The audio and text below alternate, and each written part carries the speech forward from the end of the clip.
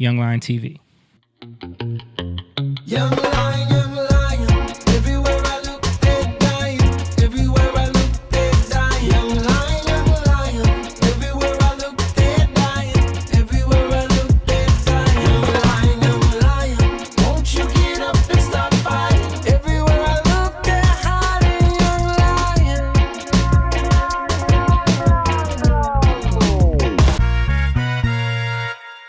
lion. All right. What's up, everybody? We got a bunch of people chiming in already. We appreciate each and every one of you.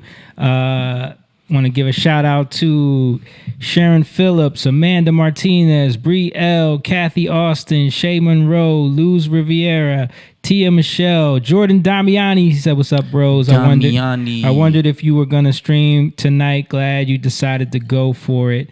Yes, we couldn't miss it. Why would we miss it? Just because the presidents are debating the president and the wannabe president. We'll just go along with it. Yeah. Hey, that's a former vice president. And he wants to be the president.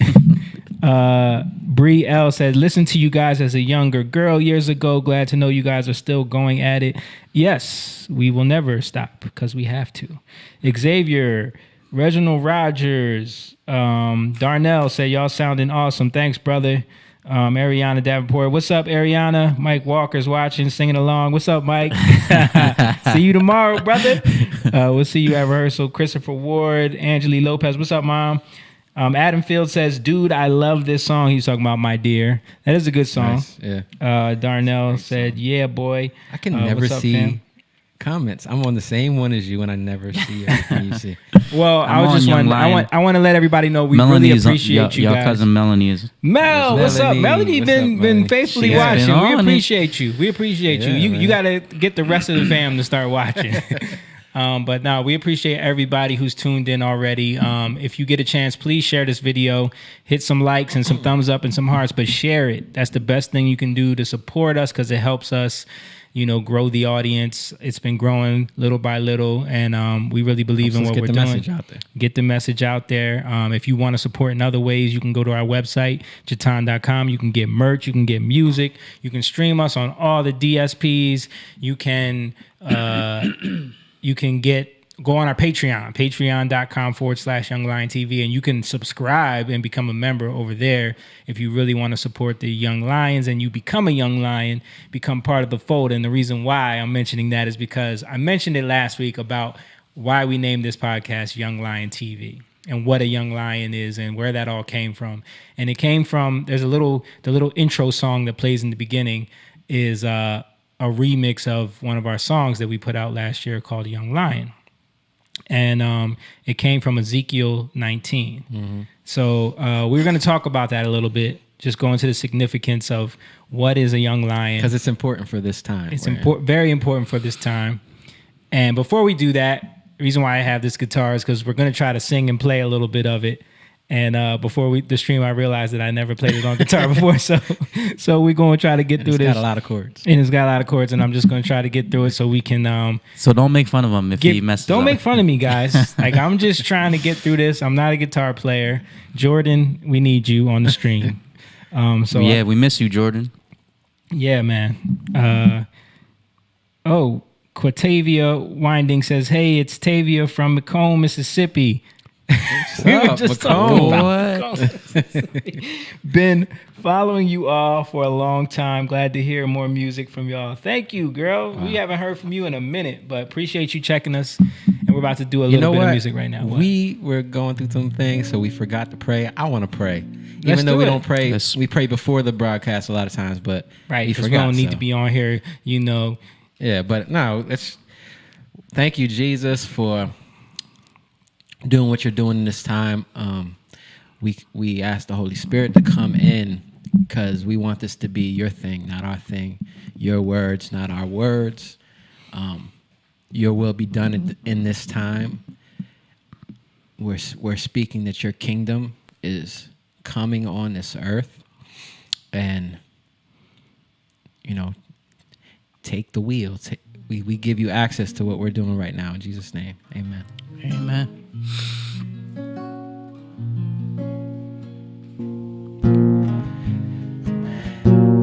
Yeah.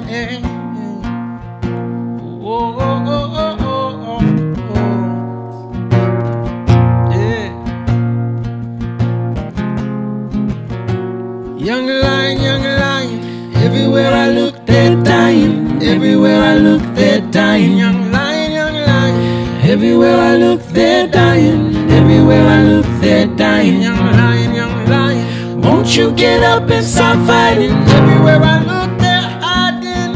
Young lion, yeah. Who is your mother? She sustained you as a babe.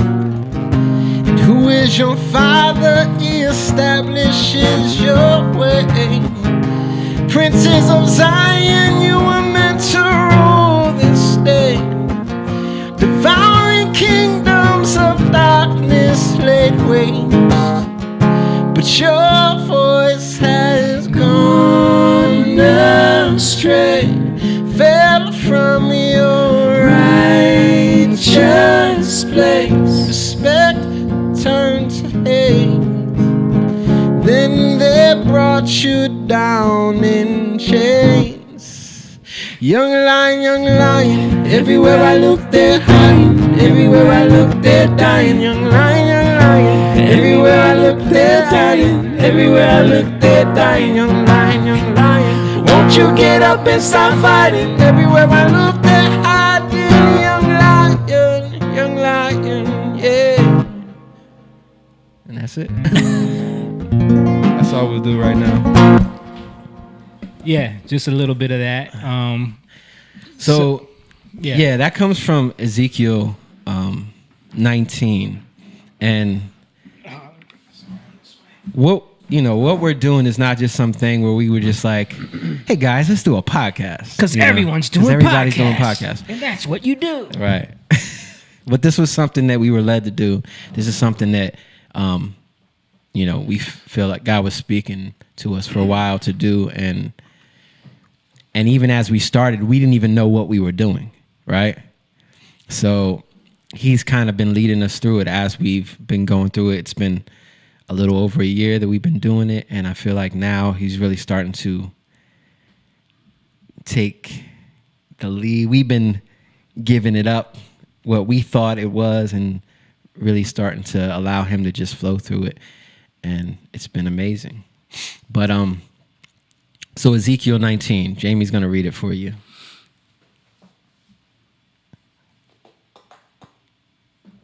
You good? Got it? The app is tripping. The Bible right now. Apple's always messing up for me. I got it. It might be the internet. No, it's not. It's just... So Ezekiel 19 it's talking about these young lions that are raised up. This is Ezekiel, and just to put it in context, this is about when Israel was taken over, or when Jerusalem and Judah were conquered by Babylon and brought into captivity.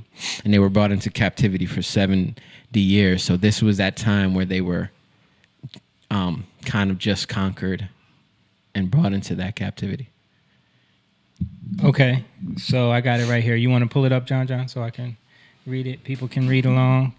So, no, just you can just overlay. Yeah. So, so that song, Young Lion, was based off of what I'm about to read right here, which is, moreover, take thou up a lamentation for the princes of Israel. Let me go to a different version, because King James came up again. I know some people love King James, but King James. I want to go to a easier to understand. So it says, and you take up a lamentation for the princes of Israel and say, what was your mother? A lioness. Among lions she crouched. In the midst of young lions she reared her cubs, and she brought up one of her cubs. He became a young lion, and he learned to catch prey. He was caught in the pit, and they brought him with books to the land of Egypt. When she saw that she waited in vain, that her hope was lost, she took another of her cubs and made him a young lion. He growled among the lions. He became a young lion, and he learned to catch prey. He devoured men and seized their widows. He laid waste their cities and the land was appalled, and all who were in it, and the sound of his roaring. Then the nations set against him from the provinces on every side. They spread their net over him. He was taken in their pit. With books, they put... Is that books? Hooks. It's too far away.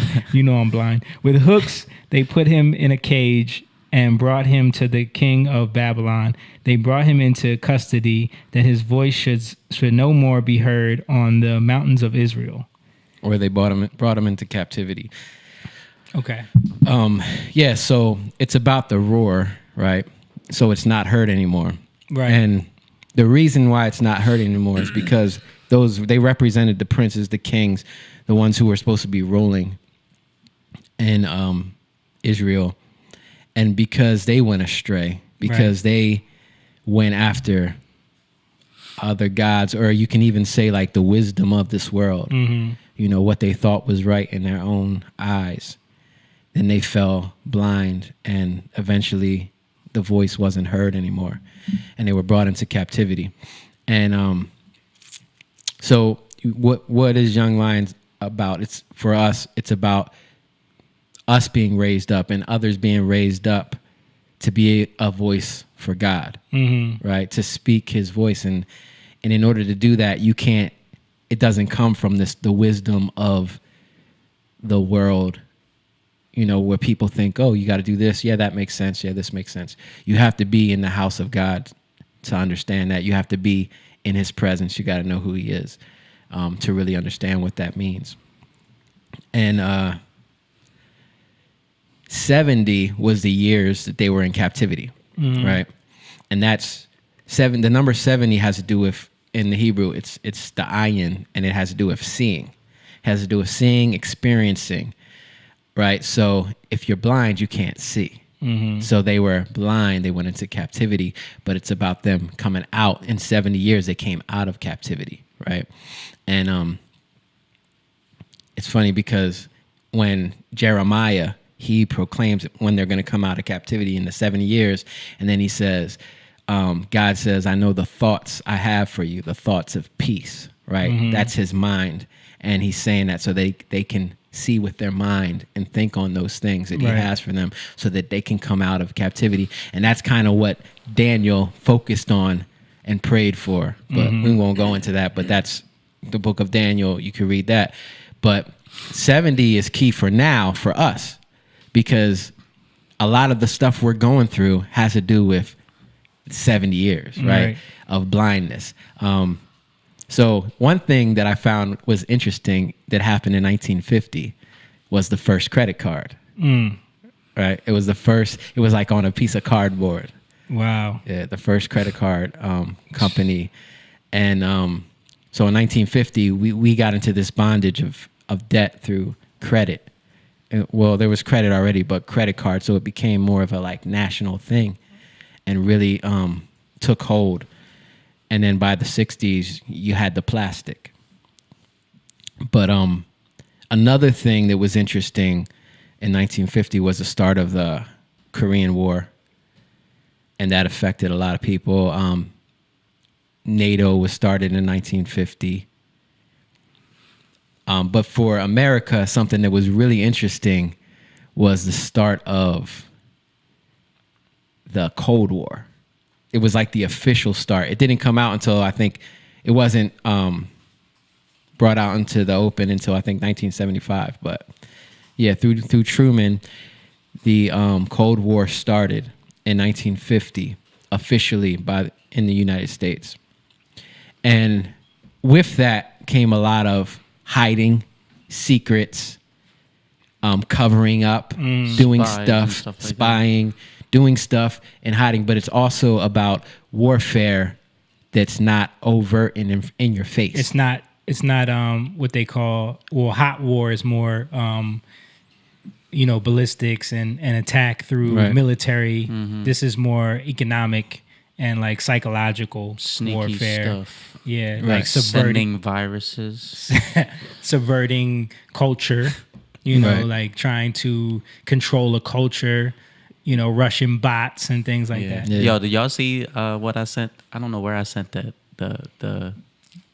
The spotted lanternflies that's been coming around. Yeah, I was just looking at that. Bro, I just seen something about how they're just destroying trees and plantation and stuff like that, and I ended up watching something small. I'm sorry to interrupt. This is relevant. But I found out that they're native of South China. Mm-hmm. And the first thing that came to my mind, I was like, yo, did they done sent us some flies. done sent us some flies to mess up our food supply and stuff?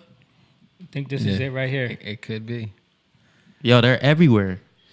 I've seen pretty gross. They've jumped on his head. He's had them on his shirt. His wife won't even This is walk from the New Jersey. dog anymore Yeah. near this tree. I actually had a lady from Ithaca, New York, stop yesterday. Like that looked like looking at nothing. my I've tree seen like a videos of tourist. them It's called the tree of heaven. like millions of them Nothing on a heavenly tree. about the Yeah. invasive species that's attracted to it, the spotted lanternfly. Collingswood resident Jeff Wilson first noticed the insect in his backyard last summer, but the population has been growing. There's thousands of them on that tree. Robert Hastings, the tree official of Collingswood, He's says the tree burrow official? may only be a few square miles in size, but he's getting calls about spotted lanternflies daily. And I always tell them, you think you've seen a lot, but you haven't really. The insect won't harm people or animals directly, but its impact is tremendous because it feeds on 70 plant species. New Jersey Secretary of Agriculture Douglas Fisher says the spotted lanternfly creates honeydew, mold grows on it, and that can kill vegetation in the area. It absolutely has a potential to do damage. The Jersey fruit industry is very concerned. Okay, we get it. Yeah. Yeah.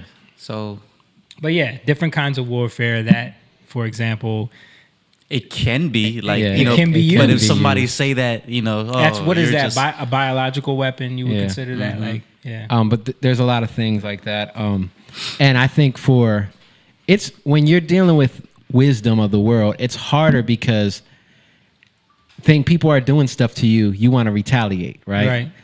And that's the wisdom of the world. Like, it's funny, like people say, there was a song that was out like, try Jesus, but don't try me. You ever hear that song? No.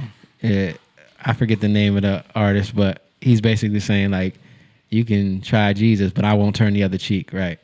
But why is he saying to turn the other cheek? Because that's the wisdom, but it doesn't make sense in this world.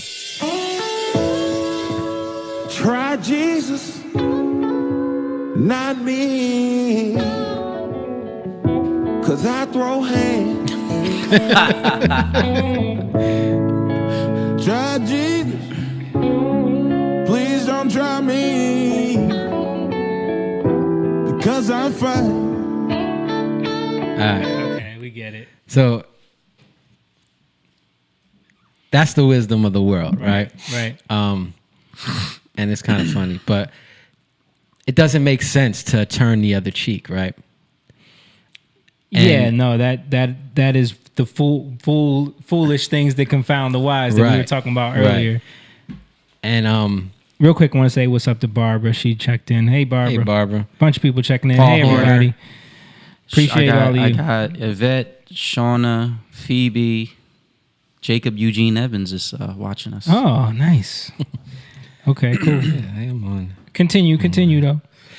So 70 years of captivity, bondage, right? Right. Because of our blindness. And why Right. is there blindness? Because we went into a false wisdom that we thought with our own eyes was good, which causes us blindness. And I think it's more that we've been lured in to that wisdom. Of course, right? it's a seduction. Right. Right. And we were talking about, like in the song, the second verse is Right. Seduced by the wine of her ways. Right. And that's Babylon. when you first remember when he first wrote that. by the wind of When you her first waist. wrote that, I thought you said the wind of her waist, like she was dancing and seduced you in, like because it had a It could reggae be- feel it could to be that it. Could too. be that too because it's the same vibe. Like, But no, it's Look at the Rachel's face. I wish we can tune. seduced by the wine of her ways, drunk by the taste. Right. Because it's a like if you smack somebody in the face, Right. if they hit you and you hit them back, it feels good very quickly, right? So the taste tastes good, but eventually you're going to get drunk to the point where you're not going to be cohesive. That's why the Bible talks about kings don't drink strong wine. They Right. don't drink wine because you got to be able to carry out the law, right? Mm-hmm. So it's about ruling. And I'm saying this because leaders brought us into this Cold War mentality, right? And I think what's at our door, when you look at what's going on, you look at Black Lives Matter, you look at Antifa, you look at all these It's another type of like AOC, Cold War, yeah. Omar, it's all communism, Right. that we tried to fight against in man's wisdom, and now it's right in front of our face. Right. It's not really, it hasn't done anything, Right. you know, and that's It's found other ways to creep in. right. So now it's in our face where we see it, and we have to. It's not hiding anymore. It's like you know? it's like when you finally see the roaches in the house. They've been there. Yeah. You know, Right. They just brave enough to come out, or there's too many of them now. You know, so Exactly.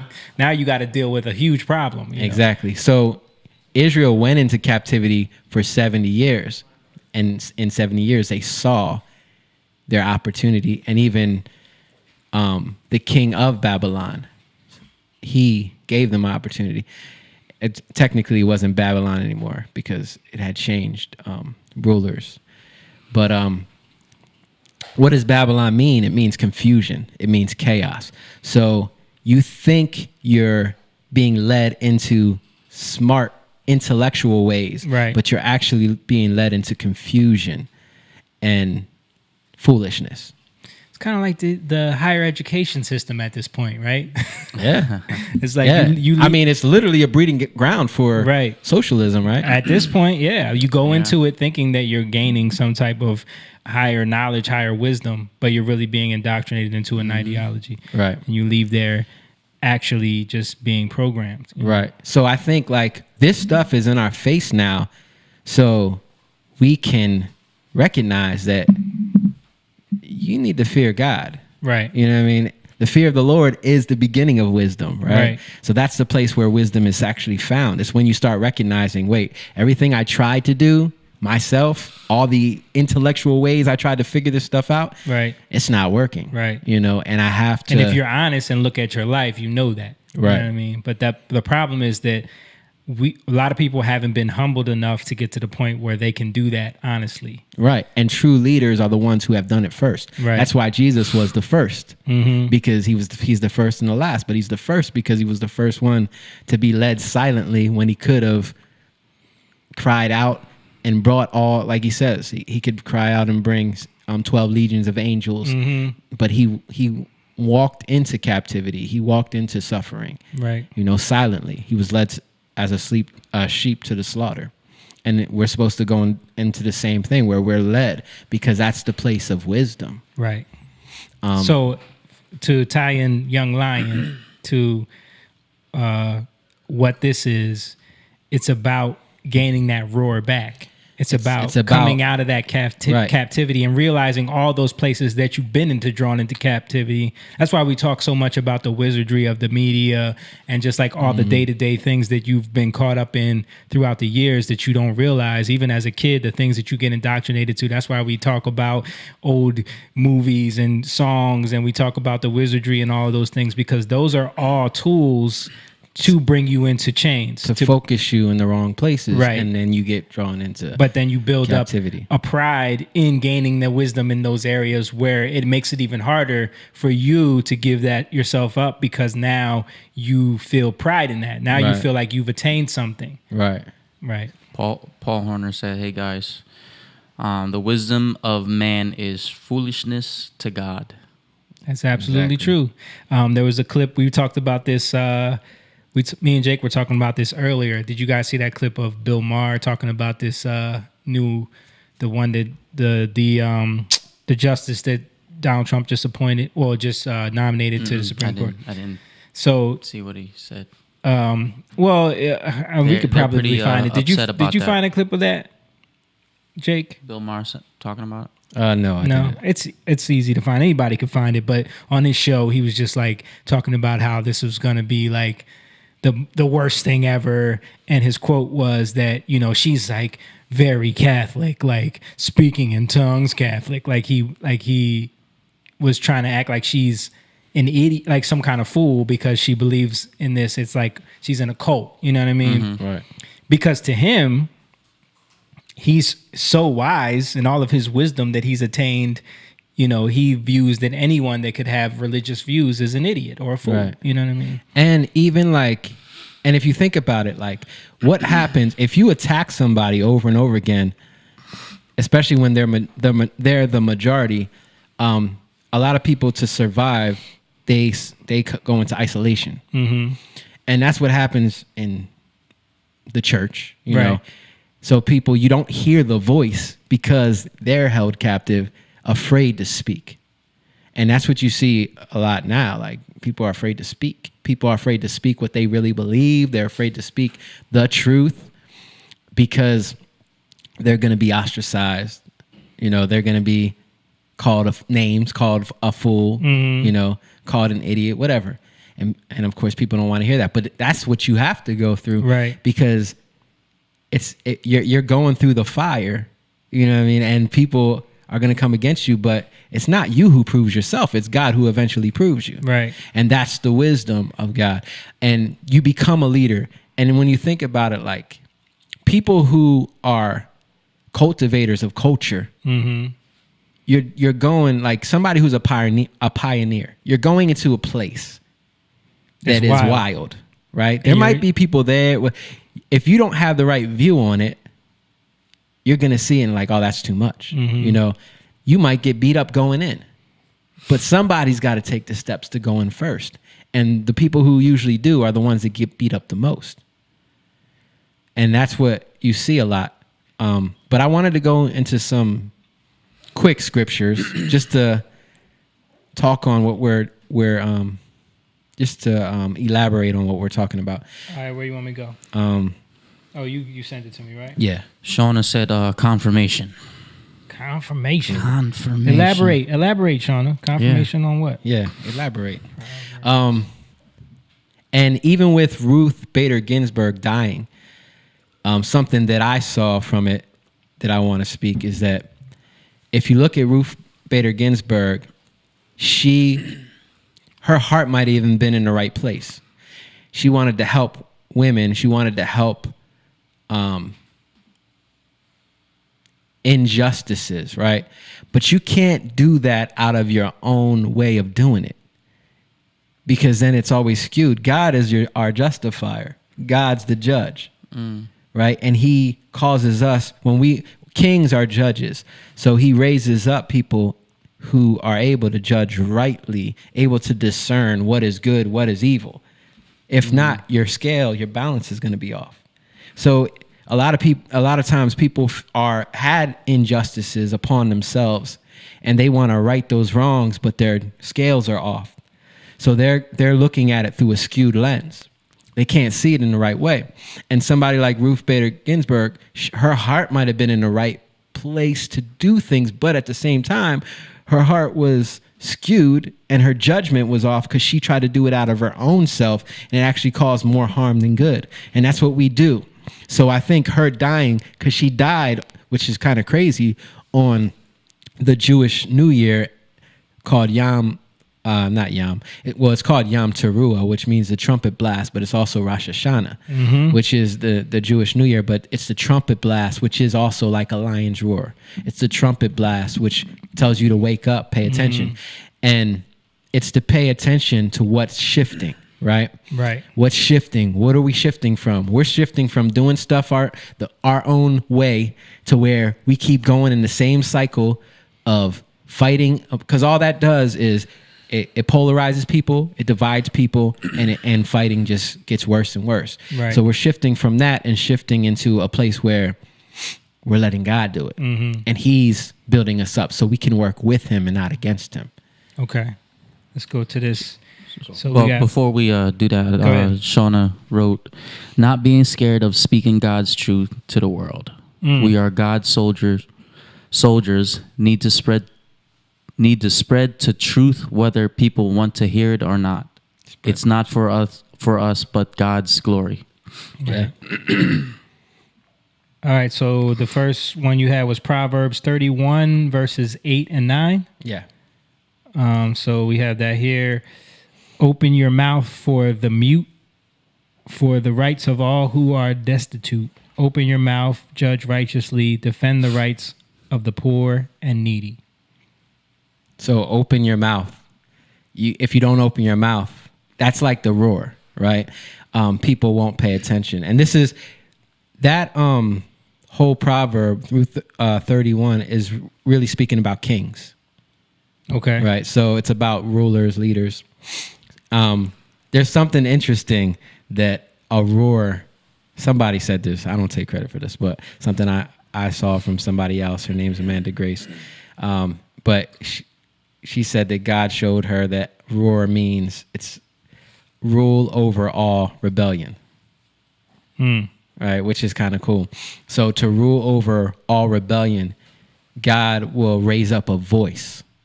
Right, He raises up a voice, and that's a prophetic voice. So when somebody speaks, what do? Like if somebody yells and you're looking the other way, you're focused on something else, and somebody yells, what do? You turn your head, Right. Yeah.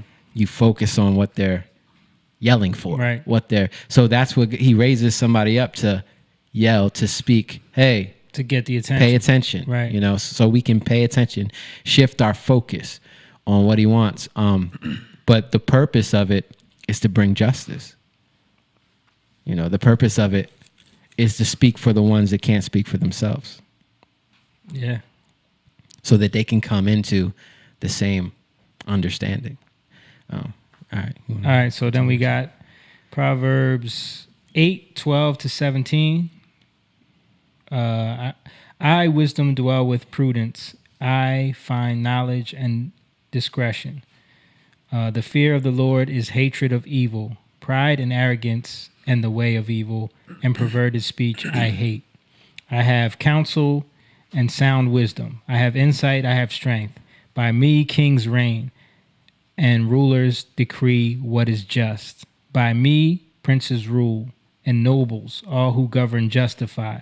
I love those who love me, and those who seek me diligently find me.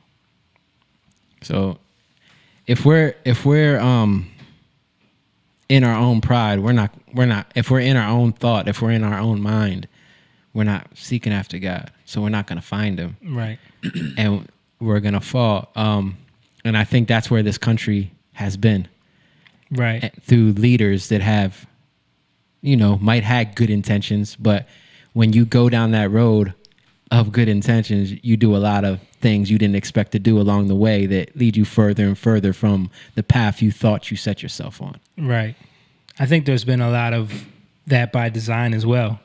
A lot of things put in place to get people off of that mindset, to pull them into where we are now, to the fact that, you can, I sent Rachel something I saw on Twitter today earlier about some fashion brand that released some clothing line for little girls. Let me see if I can pull this up. Is that bad? Yeah. It's a hot mess. But it's like, you seen that? Yeah. She posted it. So you can bring this up right now, John.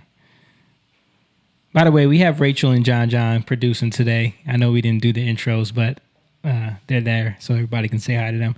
But so this is what we have here. So, I mean, it's just completely just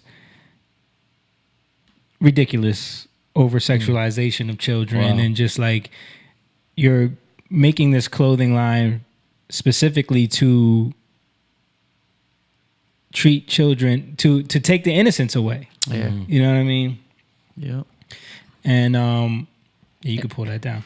And I think, like, if you look at the society, like, that's what people care about. It's like, that's more important. That's a value more. Well, if you're making money, then do Right. what you got to do. Right. Like, however you have to do it. If you slaying, I slay. Yeah. You know what I mean? I slay all Right. day. You know what I'm saying? Like that, when that becomes the mentality of what matters, you know what I mean? Yeah. That's where you go. And even for if we don't if we don't take up our mantle and our authority and change these things, it's just going to go further than this. It's going to continue down this road to who knows what. And so it takes us being adult enough or grown enough, right?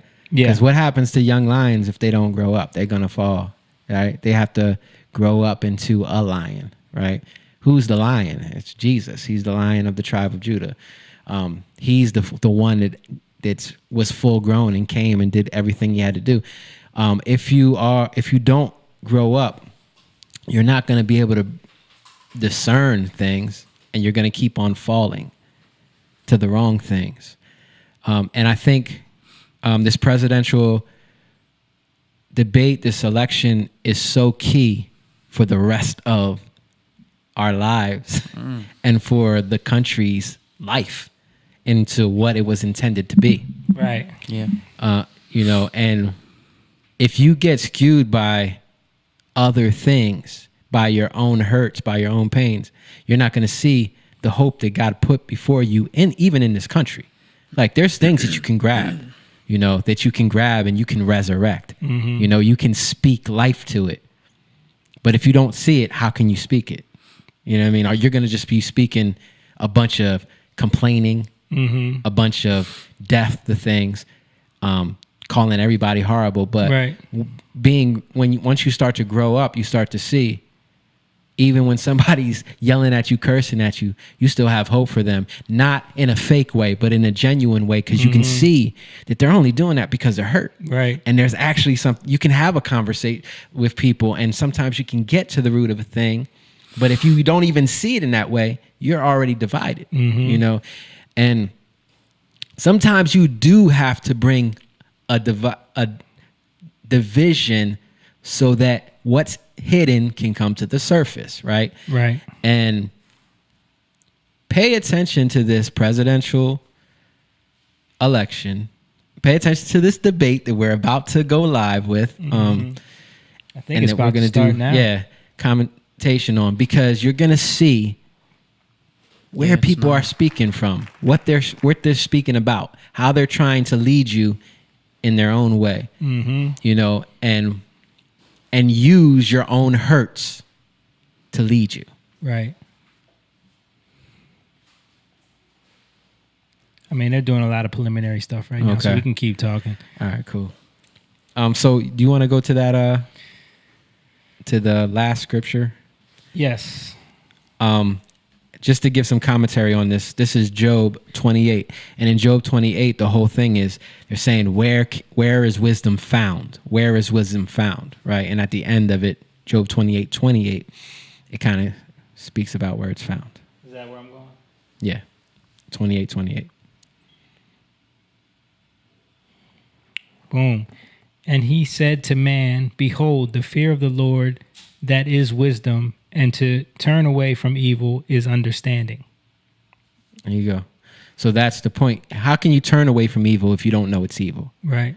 But you have to first know that the things that you see that are getting you afraid, right, that are causing you to fear, are the things that we have to give up our own way of trying to figure it out and go to God so that he can raise us up and into his life, so that we can lay down our fears to give it to him, right?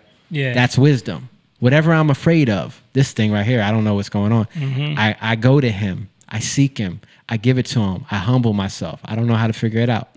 I go to him. I give it to him. Then he raises me up in his understanding. Now I see this is evil. Oh, this was getting in my way. This thing was getting, now I'm able to divide, separate myself from these things. And not only just separate myself from these things, separate my family from these things. As a leader in my family, separate my family from these things. And also bring a separation in the community, right, in people's lives. And when we talk about culture, we talk about cultivation. Cultivation is literally cutting back. It's cutting. If you're cultivating a tree, you're cutting back the branches that aren't producing fruit. Right. Right. So what are we doing? Able to divide. See, this isn't good.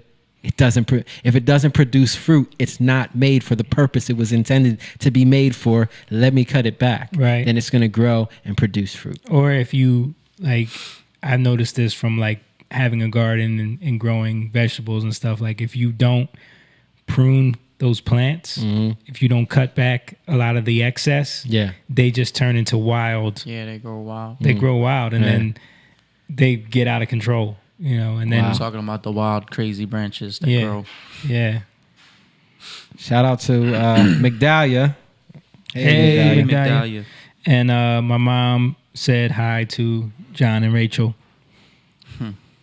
There's a way, Angeli Lopez, which is our mom. I don't know if you said this.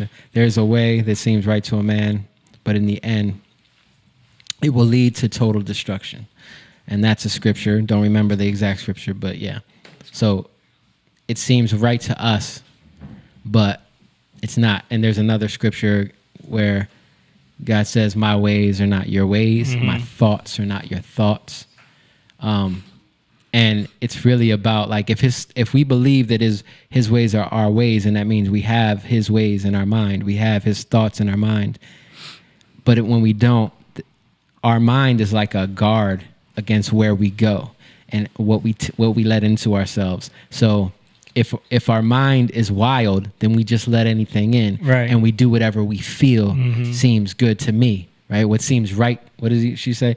What seems right to a man, right? There are ways that seem right to a man. So what seems right to me, I do because it feels good or because it seems right to get what I need to get in life. Let me rob this person because it seems right to me that I can get this money for this temporary thing I want to do, you know, on a very low level. Paul said, I bring not peace, but a sword. Right. There you go. All right, let's. I see Chris Wallace is starting to talk a little bit, so let's bring this up. And everybody who's watching, you know, feel free to chime in. We're watching this because this is such an important time, and this debate is this is a serious thing. So we figured, since this is happening tonight on the night that we stream, we might as well just watch it together and kind of commentate on it. You can focus on what the candidates have to say. No noise except right now, as we welcome the Republican nominee, President Trump, and the Democratic nominee, Vice President Biden.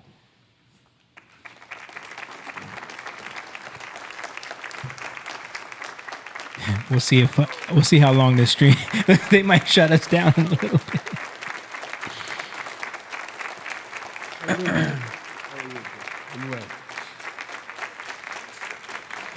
Let's get ready to rumble. Gentlemen, a lot of people have been waiting for this night, so let's get going. Our first subject is the Supreme Court. President Trump, you nominated Amy Coney Barrett over the weekend to succeed the late Ruth Bader Ginsburg on the court. You say the Constitution is clear about your obligation and the Senate's to consider a nominee to the court. Vice President Biden, you say that this is an effort by the president and Republicans to jam through an appointment and what you call an abuse of power. My first question to both of you tonight, why are you right in the argument you make and your opponent wrong? And where do you think a Justice Barrett would take the court? President Trump, in this first segment, you go first, 2 minutes. Thank you very much, Chris. I will tell you very simply, we won the election. Elections have consequences.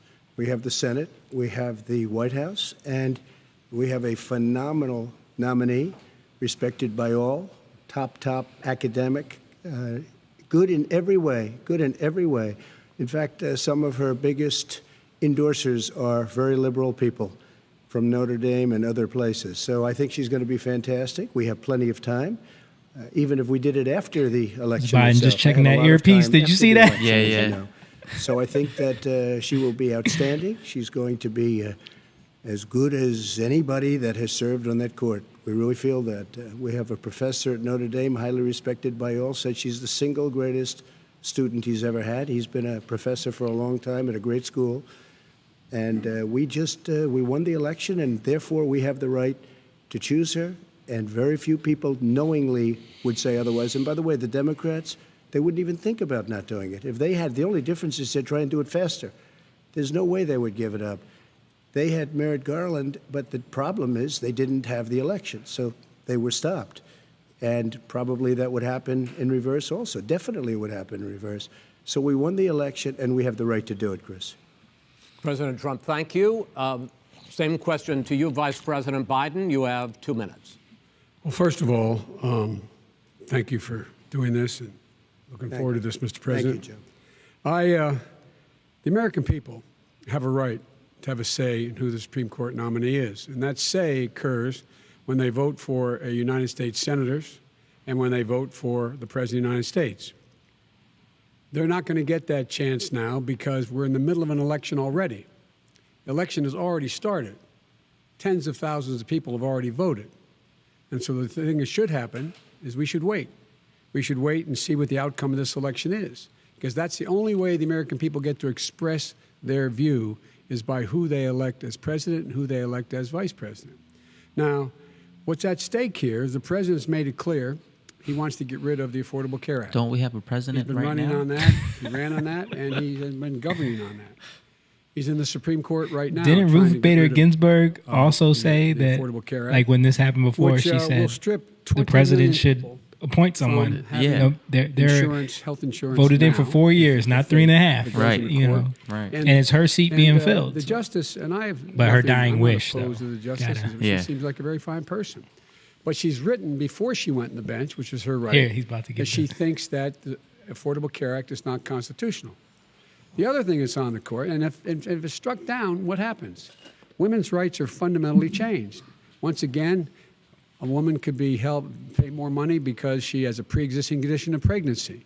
They were able to charge a woman more for the same exact procedure a man gets, and that ended when we, in fact, passed the Affordable Care Act. And there's 100 million people who have pre-existing conditions, and they'll be taken away as well. Those pre-existing conditions, the insurance companies are going to love this. And so it's just not appropriate to do this before this election. If he wins the election and the Senate is Democrat or Republican, then he goes forward. If not, we should wait until February. All right. There aren't 100 million people with pre-existing conditions. As far as the say is concerned, the people already had their say. Okay, Justice Ginsburg said very powerfully, very strongly, at some point, 10 years ago or so, she said a president and the Senate is elected for a period of time, but a president's elected for 4 years. We're not elected Exactly for 3 what years. you I'm just not said. elected for 3 years. So we have the Senate, we have a president. He's elected to the next During election. that period of time, we have an opening.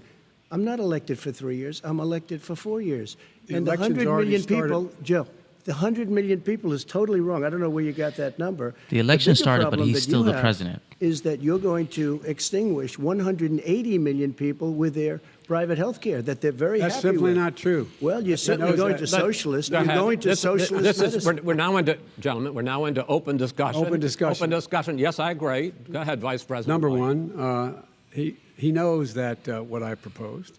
What I proposed is that we expand Obamacare and we increase it. We do not wipe any. And one of the big debates we had with 23 of my colleagues trying to win the nomination that I won were saying that Biden wanted to allow people to have private insurance still. They can. They do. They will under my proposal. It's not what you've said, But and it's not what that your party is- has said. that is simply Your party a lie. doesn't say it. Your That party is wants to simple. go socialist My medicine party is and me. socialist Right healthcare. now, I am and the they're going to Democratic dominate Party. you, Joe. You know that. I am the Democratic Party He right said now. they The dominate. platform of the Not according Democratic to Party Harris. is what I, in fact, approved of. What I approved of. Now, here's the deal. The deal is that it's going to wipe out pre-existing conditions. And by the way, the 200,000 people that have died on his watch, how many of those have survived? Man, Joe struggles well, with them there's 7 numbers, million man. people that contracted COVID. What does it mean for he say them 200 going million? forward if you strike down the Affordable Care Act? And Joe, you've had pre-existing conditions? 308,000 military people dying because you couldn't provide them proper health care in the military. So don't tell me I'm about happy this. to talk about And this. if you were here, Look, it here's wouldn't the be deal. 200. It would be 2 million people because you were very late on the draw. You Late didn't on want the me to draw. ban China. which was heavily infected. You didn't want me to ban. All right, gentlemen, Europe, which was heavily Mr. President, You would have been Mr. much President, later, Joe. Mr. President, much later. Mr. President, you're talking about 2 million people. You're Mr. not gonna be able President, to as shut a him up. moderator, we are going to talk about COVID in the next segment, but go ahead. Joe's Let not me quick. finish. The point is that the president also is opposed to Roe v. Wade. That's on the ballot as well in the court. And so that's also at stake right now. And so the election is all. You don't know it's on the ballot. Why is it on the ballot? Because Why is it on the ballot? It's not on the ballot.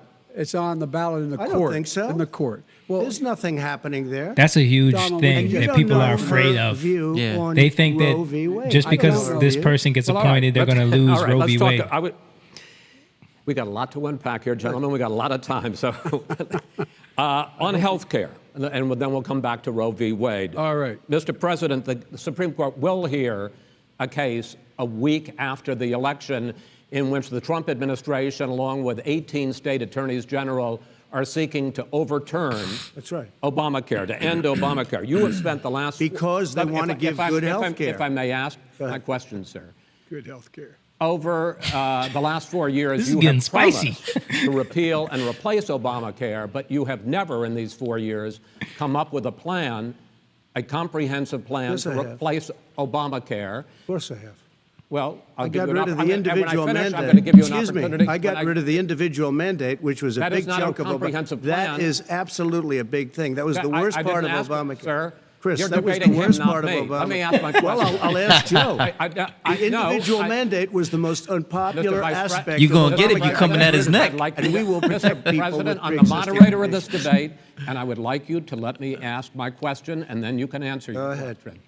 You, in the course of these 4 years, have never come up with a comprehensive plan to replace Obamacare, and just this last Thursday, you signed a largely symbolic executive order to protect people with pre-existing conditions 5 days before this debate. So my question, sir, is what is the Trump health care plan? Fine. Well, first of all, I guess I'm debating you, not him. But that's okay. I'm not surprised. It's Let me funny just tell because you like the something. question is framed There's in a nothing way where he has symbolic. defended. Yeah. It's like you Drug can't prices. just I'm ask going the with question, favored what are you going to nations, do? which no president has the courage to do because you're going against big pharma.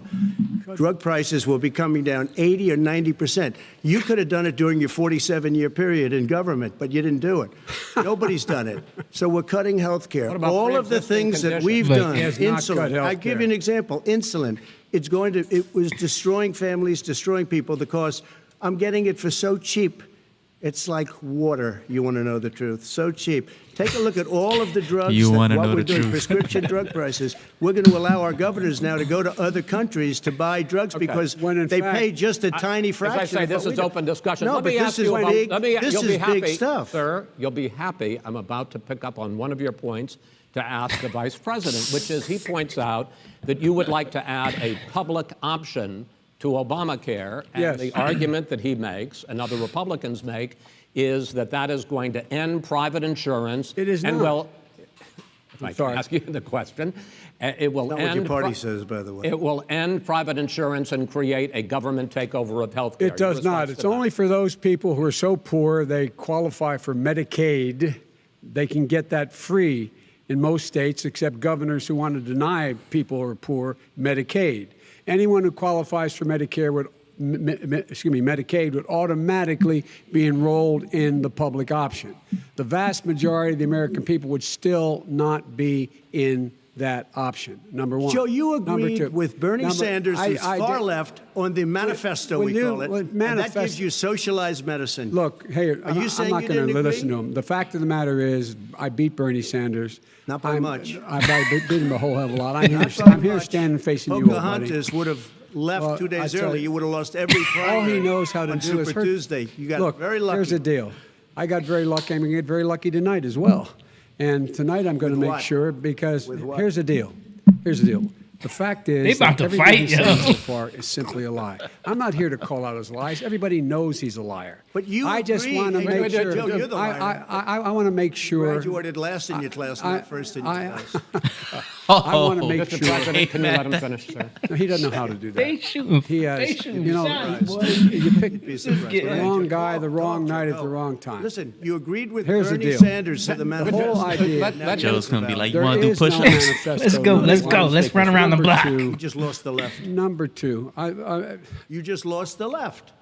You agreed with Bernie Sanders on a plan. folks, that's absolutely folks, agreed do you have to, any and under that idea plan, what you have this clown's socialized, doing? They call it Mr. Medicare. Do you have any President. do? Socialized medicine. Mr. Well, President. I tell you what, he is not for any help for people needing health care because Bernie? because he in fact already has cost 10 million people their health care that they had from their employers because of his recession. Number one. Number two, yeah. there are 20 million Recession. people getting health He care talking about COVID. now that he wants to take it away. He won't ever look you in the eye and say that's what he wants to do. Take it away. No, I want to give Number them better three. health care at a much lower price But- because and by the way, Obamacare he doesn't is know no how. good. He doesn't know how I've to do already that. fixed it. He has never I've offered already a fixed plan. it to an extent. He has never Obamacare, done a as you single might thing. know, but probably don't. Obamacare Gentlemen, you realize is no if you're good, both Joe. speaking at the It's no same good, time, and it's too expensive. let the president go ahead, sir. Obamacare is no good. We made it better, and I had a choice to make very early on. We took away the individual mandate. We guarantee pre-existing conditions, but took away the individual mandate. Listen, this is the way it is. And that destroyed, that they shouldn't even call it Obamacare. Then I had a choice to make. Do I let my people run it really well or badly? If I run it badly, they'll probably blame him, but they'll blame me. But more importantly, I want to help people, okay? I said, you got to run it so well. That's what he's and I known just for. had a meeting with them. They said the problem is no matter how well you run Obamacare, it's a disaster. It's too expensive. I got you. Premiums I are got too it. high. It is too and it doesn't expensive. work. Yeah. So Yeah, we, way we too do expensive. want to Yeah, get I rid I of mean, it. James Chris, signed I up wanna get for rid it, of it. and he understand always it's something complains I have about. to, I have to give you roughly equal time. Good. Please let the vice president talk. Good. He has no plan for health care. Of course we do. Please. He sends out wishful thinking. He has executive orders that have no power. He hasn't lowered drug costs for anybody. He's been promising a health care plan. McDahlia said that's not since he true. got I still have elected. He insurance has none, during like COVID. almost everything else he talks about. He does not have a plan. He doesn't have a plan. And the fact is, this man doesn't know what he's Paul talking said, about. "Yo, All right, this I is have brutal." I have one final question to you, Mr. Vice President. What did Joe If Rogan Senate say? It's like Mike Republicans- we Tyson were talking fighting the originally about 3-year-old. Supreme Court here. If Senate Republicans go ahead and confirm Justice Barrett, there has been talk about ending the filibuster or even packing the court, adding to the 9 justices there. You call this a distraction by the president, but in fact, it wasn't brought up by the president. It was brought up by some of your Democratic colleagues in the Congress. So my question to you is, you have refused in the past to talk about it.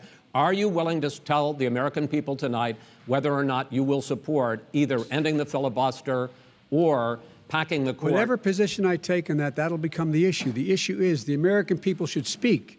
You should go out and vote. You're in voting now. Vote and let your senators know how Are you gonna strongly pack you the feel. court? Vote now. gonna pack You the don't court? want to Sure answer the you, question. In fact, let people Yeah, know he's not gonna you're a answer the senator. question. I'm not going to answer the question Why because wouldn't you answer that because question? the You wanna question put a lot of the new question Supreme Court is justices, the radical question- left. Will you Who shut is up, on, man? Listen, who is on your list, Joe? This Who's is on your so- list? All right, gentlemen, This is- I think This we've is ended so this. He's going to pack the unprecedented. court. We have I'm not going to give a list. We have ended this segment. We're going to move on to the second segment. That was really a productive segment, wasn't it? Keep yapping, man. The people understand, Joe. For 47 years, you've done nothing. They understand. All right. The second subject is COVID-19, which is an awfully serious subject, so let's try to be serious about it. We have had more than 7 million cases of coronavirus in the United States, and more than 200,000 people have died. Even after we produce a vaccine, experts say that it could be months or even years before we come back to anything approaching normal. My question for both of you is, based on what you have said and done so far and what you have said you would do starting in 2021, why should the American people trust you more than your opponent to deal with this public health crisis going forward? In this case, the question goes to you first, sir. 2 minutes uninterrupted. Good luck. 200,000 dead. As you said, over 7 million infected in the United States. We, in fact, have 5%, 4% of the world's population, yeah. 20% of the deaths. 40,000 people a day are contracting COVID. In addition to that, about between 750 and 1,000 people a day are dying. When he was presented with that number, he said, it is what it is. Well, it is what it is because you are who you are. That's why it is. The president has no plan. He hasn't laid out anything. He knew all the way back in February how serious this crisis was. He knew it was a deadly disease. What did he do? He's on tape as acknowledging he knew it. He said he didn't tell us or give people a warning of it because he didn't want to panic the American people. You don't panic. He panicked. In addition to that, what did he do? He went in and we were insisting that the Chinese, the people we had on the ground in China should be able to go to Wuhan and determine for themselves how dangerous this was. He did not even ask Xi to do that. He told us what a great job Xi was doing. He said we owe him a debt of gratitude for being so transparent with us. And what did he do then? He then did nothing. He waited and waited and waited. He still doesn't have a plan. I laid out back in March exactly what we should be doing. And I laid out again in July what we should be doing. We should be providing all the protective gear possible. We should be providing the money the House has passed in order to be able to go out and get people the help they need to keep their businesses open schools. It costs a lot of money. You should get out of your bunker. Has he said anything about what he would have did? Like but has he presented anything that he would have did? did? Democrats and Republicans and fund what needs to be done now to save lives. So if we would have listened to you. You have 2 minutes, sir. If we would have listened to you, the country would have been left wide open. Millions of people would have died, not 200,000, and one person is too much. It's China's fault. It should have never happened. They stopped it from going in, but it was China's fault. And by the way, when you talk about numbers, you don't know how many people died in China. You don't know how many people died in Russia. You don't know how many people died in India. They don't exactly give you a straight count, just so you understand. But if you look at what we've done, I closed it, and you said he's xenophobic. He's a racist, and he's xenophobic because you didn't think I should have closed our country. Wait a minute. It says 2 minutes. You didn't think we should have closed our country because you thought it was terrible. You wouldn't have closed it for another 2 months. By my doing it early, in fact, Dr. Fauci said, President Trump saved thousands of lives. Many of you Democrat governors said, President Trump did a phenomenal job. We worked with the governor. Oh, really? Go take a look. The governors said I did a phenomenal job. Most of them said that. In fact, people that would not be necessarily on my side said that. President Trump did a phenomenal job. We did. We got the gowns. We got the masks. We made the ventilators. You wouldn't have made ventilators. And now we're weeks away from a vaccine. We're doing therapeutics already. Fewer people are dying when they get sick. Far fewer people are dying. We've done a great job. The only thing I haven't done a good job, and that's because of the fake news. No matter what you say to them, they give you bad press on it. It's just fake news. They give you good press. They give me bad press because that's the way it is, unfortunately. But let me just tell you something. I don't care. I've gotten used to it. But I'll tell you, Joe, you could never have done the job that we did. You don't have it in your blood. You could have never done that job. I know how to do the job. I know how to get the job Well, you didn't do very well in swine flu. H1N1, you were a disaster. Your own chief of staff said you were a disaster. 14,000 people died, not 200,000. There was no economic recession. Sir, you made a there was no recession. You made a point. Let him answer. And there was we didn't shut down the economy. This is his economy he's shut down. The reason it's shut down is because, look, you folks at home, how many get up this morning? All these governors would not let their states open someone up. Died of COVID.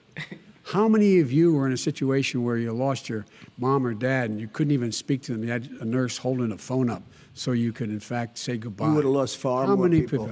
Far more people. And, you would have been. And by the way, his own CDC director says we could lose as many as another 200,000 people between now and the end of the year. And he held up. He said, if we just wear a mask, we can save half those numbers. Just a mask. And by the way, in terms of the whole notion of a vaccine, we're for a vaccine, but I don't trust him at all, nor do you. I know you don't. What we trust is a scientist. You don't trust Dr. Johnson Fauci. Johnson, Pfizer? Okay, by the way, gentlemen, let me move on to questions about the future, because you both have touched on two of the questions I'm going to ask. Focusing on the future first, President Trump You have repeatedly either contradicted or been at odds with some of your government's own top scientists. The week before last, the head of the Centers for Disease Control, Dr. Redfield, said it would be summer before the vaccine would become generally available to the public. You said that he was confused and mistaken. Those were your two words. Yeah. But Dr. Slaoui, the head of your Operation Warp Speed, has said exactly the same thing. Are they both wrong? Well, I've spoken to the companies, and we can have it a lot sooner. It's a very political thing because people like this would rather make it political than save lives. It is a very political thing. I've spoken to Pfizer. I've spoken to all of the people that you have to speak to. We have great Moderna, Johnson & Johnson, and others. They can go faster than that by a lot. Become very political because the left, or I don't know if I call them left, I don't know what I call them. So you're suggesting that the head of your Operation Warp Speed, Dr. Slaoui? I disagree with him. Yeah, no, I disagree with both of them. And he didn't say that. He said it could be there, but it could also be much sooner. I had him in my office 2 days ago. He talked about the summer, sir, before it's generally available. Just Because like he Dr. said it's Redfield. a possibility that we'll have the answer before November 1st. It could also I'm be talking after about when it's that. generally available, not when it well, will we're be. going to deliver it right away. We have the military all set up. Logistically, they're all set up. We have our military that delivers soldiers, and they can do 200,000 a day. They're going to be This delivering is the the same vaccine. man It's who all told set you up. by Easter this would be gone away. By the warm weather, it'd be gone. Miraculous, like a miracle. And by the way, maybe you could inject some bleach in your arm, and that would take care of it. This is the same That was man. said sarcastically, That was and you him. know that. I That was said sarcastically. And so here's the deal. This man is talking about a vaccine. Every serious company is talking about maybe having a vaccine done by the end of the year. But the distribution of that vaccine will not occur until sometime beginning or the middle of next year to get it out, if we get the vaccine. And pray God we will. Pray God we will. Mr. Vice President, I want to pick up, though. You'll have on the that. vaccine I sooner want to than pick that. up on this question, though. You say the public can trust the Military scientists, but they can't trust sending President vaccines Trump. In out. fact, I you don't said know that again about tonight. that. Your running mate, I don't know Senator how I Harris, feel went about that. further, saying the public Military health experts, involved quote, in administering will be vaccines? muzzled, will be suppressed. Given the fact that polls already show that people are concerned about the vaccine and are reluctant to take it, are you and your running mate, Senator Harris, contributing to that fear? No more than the question you just asked him. You pointed out. He puts pressure and disagrees with his own scientists. But you're saying you can't, Everybody or knows. Senator And- Harris is saying no, you can't trust the scientists. No. You can trust the scientists. She didn't say that. You can't trust She said the public health Did say experts, that. quote, will be muzzled, will be suppressed. Well, that's what he's going to try to do. But there's millions of scientists, there's thousands of yes. scientists out there, like here at this great hospital, that don't work for him. Their job doesn't depend on him. That's not. They're the people. And by I the way, spoke to the and scientists Fauci, that are in and charge. By the way, they will have and the vaccine very soon. Let him finish. do you believe for a moment what he's telling you in light of all the lies he's told you about the whole issue relating to COVID? He still hasn't even acknowledged that he knew this was happening, knew how dangerous it was going to be back in February, and he didn't even tell you. He's on record as saying it. He panicked or he just looked at the stock market, one of the two, because guess what? A lot of people died, and a lot more are going to die unless he gets a lot smarter, a lot quicker. So- Mr. President? Did you use the word smart? So you said you went to Delaware State, but you forgot the name of your college. You didn't go to Delaware State. You graduated either the lowest or almost the lowest in your class. Don't ever use the word smart with me. Don't ever use that word. Oh, give me a break. Because you know what? There's nothing smart about you, Joe. 47 years you've done nothing. let's have this debate. And if We'll you see would have who's had, let me just tell you something, Joe. No, if you would have had the charge of what I was put through, I had to close the greatest economy in the history of our country. And by the way, now The it's being worst built thing that again. ever happened in We're the going to get to history. the Yes. economy in the next segment, sir. Okay.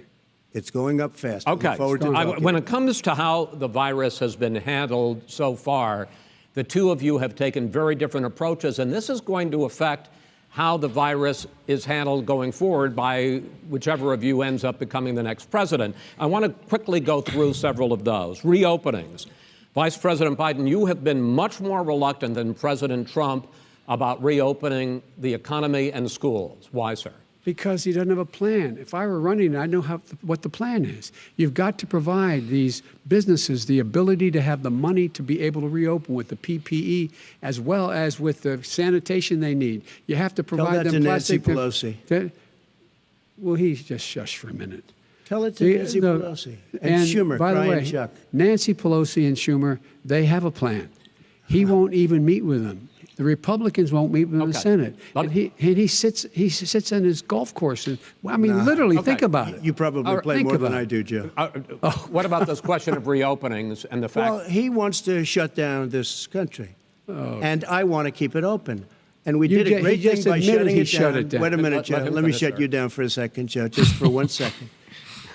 He wants to shut down the country. We just went through it. We had to because we didn't know anything about the disease. Now we found that elderly people with heart problems and diabetes and different problems are very, very vulnerable. We learned a lot. Young children aren't. Even younger people aren't. We've learned a lot. But he wants to shut it down. More people will be hurt by continuing. If you look at Pennsylvania, if you look at certain states that have been shut down, they have Democrat governors all. One of the reasons they're shut down is because they want to keep it shut down until after the election on November 3rd. I want to move on to another because subject. it's a political. Why is he cutting them off? Those states are not doing well that are shut down right now. Respond to that. President Trump, you have begun to increasingly question the effectiveness of masks as a disease preventer. And in fact, recently you have cited the issue of waiters touching their masks and touching plates. Are you questioning I think the masks efficacy are of okay. of You have to masks? understand, if you look, I mean, I have a mask right here. I put a mask on, when I think I need it. Tonight, as an example, everybody's had a test, and you've had social distancing and all of the things that you have to. But I wear masks when needed. When needed, I wear masks. Okay, let me ask. I don't wear masks like him. Every time you see him, he's got a mask. He could be speaking 200 feet away from it. He shows up with the biggest mask I've ever seen. I will say this. Vice President Biden, go ahead, sir. Look, the way to open businesses is give them the wherewithal to be able to open. We provided money. The Congress. But I was asking you, sir, about masks. Well, masks make a big difference. His own head of the CDC said if we just wore masks between now, everybody wore masks in social distance between now and January, we'd probably save up to 100,000 lives. It matters. And they've also said the opposite. They've also said no serious person said the opposite. A lot of people said Dr. Fauci said the opposite. He did not say the opposite. We got a little bit more than a minute left in this masks segment. Masks are not good. Then he changed his mind. He said masks are good. I'm okay with masks. I want to ask you both about one last subject. But it makes no sense. Your different approaches has even affected the way that you have campaigned. President Trump, you're holding large rallies with crowds packed together, thousands of people. Outside, yes, sir, agreed. Vice President Biden, you are holding much smaller events with nobody will show up. People with, I knew that was coming. In any case, why you holding the big rallies? Why you not? You go first, sir. Because people want to hear what I have to say. I mean, but are you not worried about it spreading as a disease? president, and I'll have 35,000 people show up at airports. We use airports. Are you not worried about we the have disease a lot of issues, people. sir? Well, so far, we have had no problem whatsoever. It's outside. That's a big difference, according to the experts. And we do them outside. We have tremendous crowds, as you see. I mean, and literally on 24 hours' notice. And Joe does the circles and has 3 people someplace. Okay. By the way, did you see one of the last big rallies he had?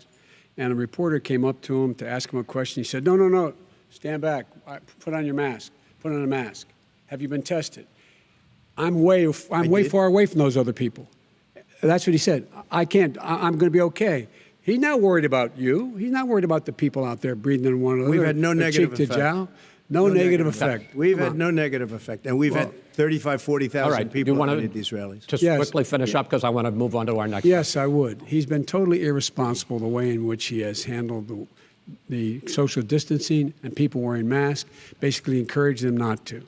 All right. He's a fool on this. If you could get the crowds, you would have done the same thing. But you can't. Nobody cares. Gentlemen, can we move on to the economy? Yes. The economy is, I think it's fair to say, recovering faster than expected from the shutdown. Much faster. In the second quarter, the unemployment rate fell to 8.4% last month. The Federal Reserve says the hit to growth, which is going to be there, is not going to be nearly as big as they had expected. President Trump, you say we are in a V-shaped recovery. Vice President Biden, you say it's more of a K-shape. What difference does that mean? I don't even know what that means. The American people in terms of the economy. President Trump in this segment, How does you a go K first. work on a graph? So we built the greatest economy in history. We closed it down because of the China plague. When the plague came in, we closed it down, which was very hard psychologically to do. He didn't think we should close it down, and he was wrong. And again, 2 million people would be dead was like, now. huh? Instead of still 204,000 people is too much. One person is too much. Should have never happened from China. But what happened is we closed it down, and now we're reopening, and we're doing record business. We had 10.4 million people in a 4-month period that we've put back into the workforce. That's a record the likes of which nobody's ever seen before. And he wants to close down he will shut it down again. He will destroy this country. You know, a lot of people, between drugs and alcohol and depression, when you start shutting it down, you take a look at what's happening in some of your Democrat-run states where they have these tough shutdowns. And I'm telling you, it's because they don't want to open it. One of them came out last week. You saw that.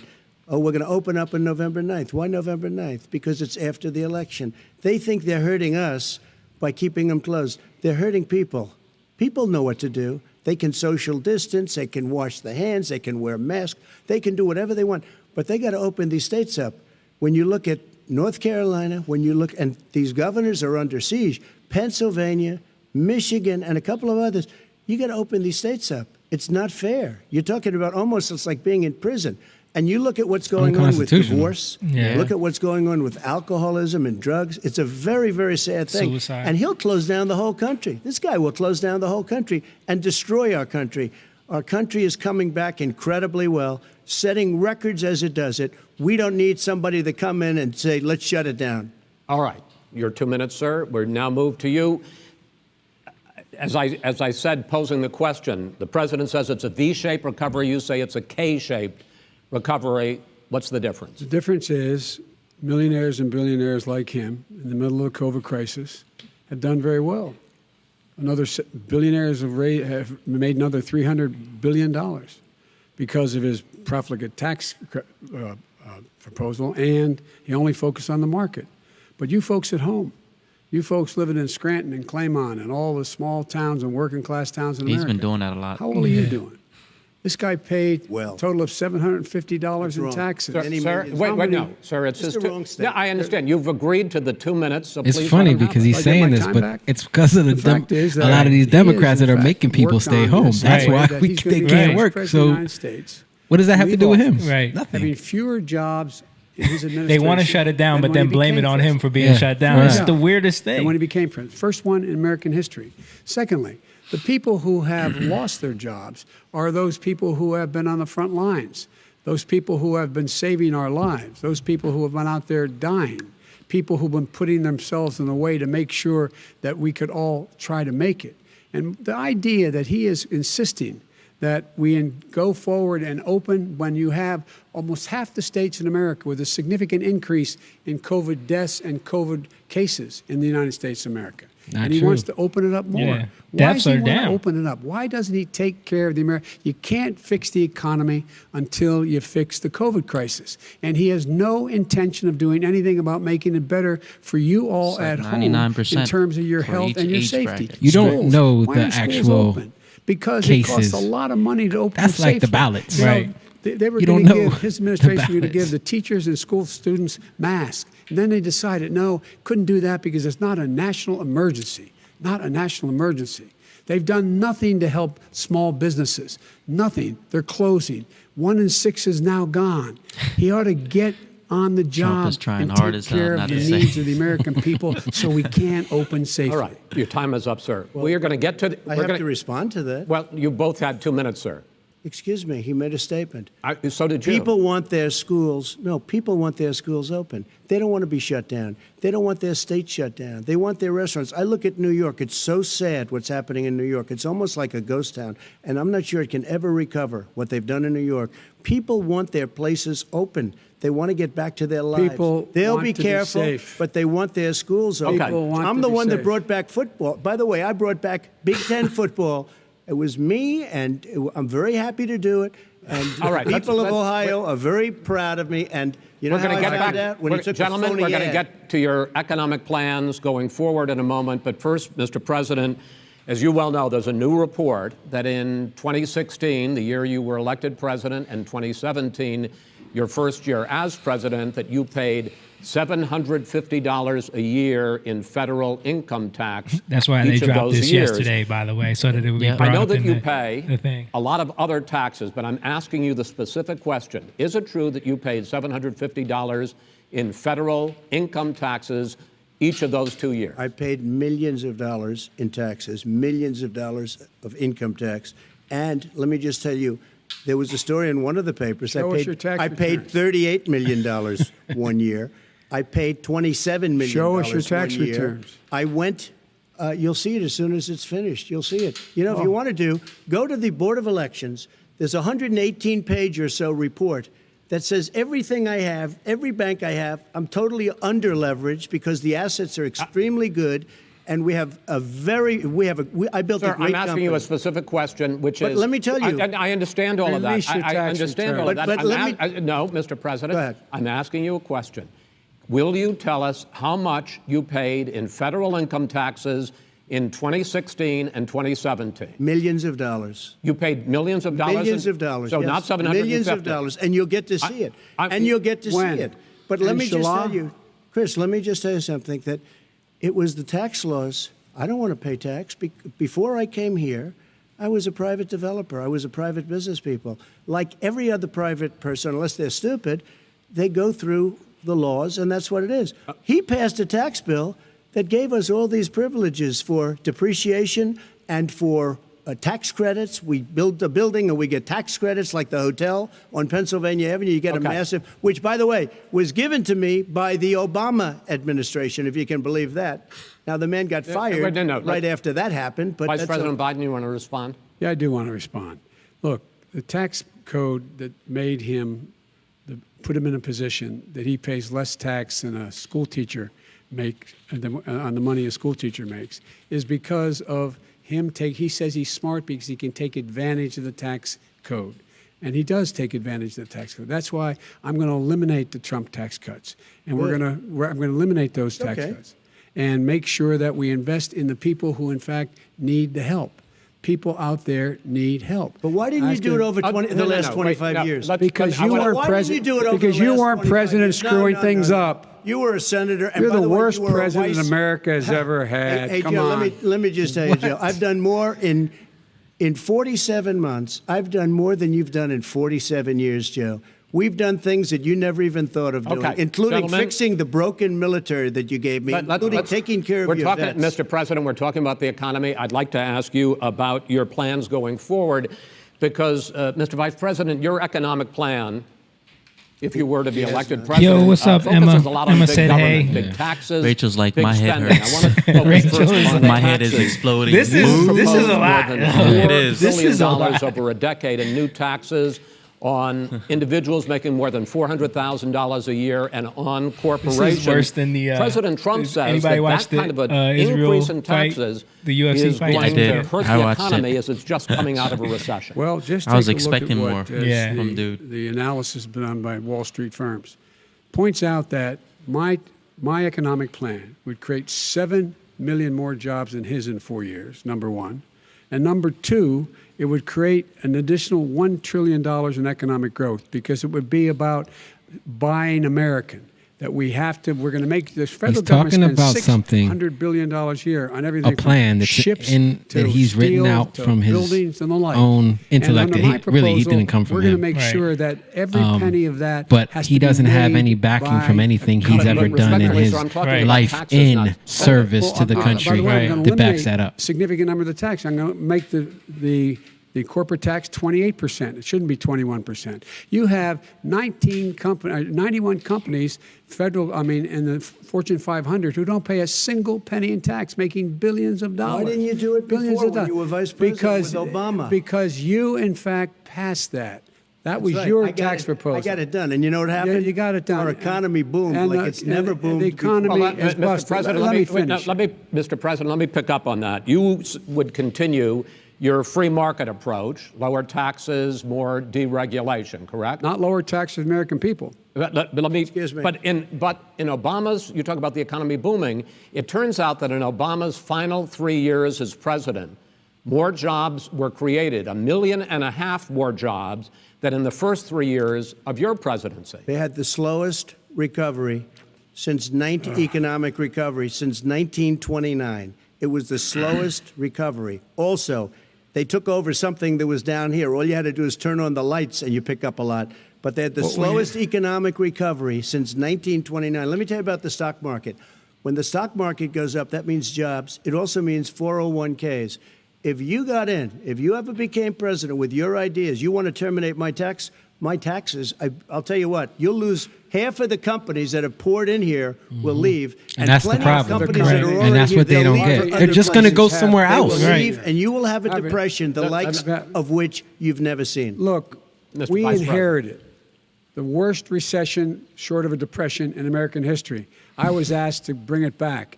We were able to have an economic recovery that created the jobs you're talking about. We handed him a booming economy. He blew it. It wasn't he booming. Blew it. He blew it wasn't booming. It was the weakest recovery. They love wait, saying, is it this is fair what to- I'm saying. is So it fair like to they say he wanted blew to it shut down the when- country when so that bad was- Yeah. to say when it that was he back ruined the low economy. unemployment You know what I mean? before Like this is COVID. the Yeah, tactic. but because what he did, even before COVID, manufacturing went in the hole.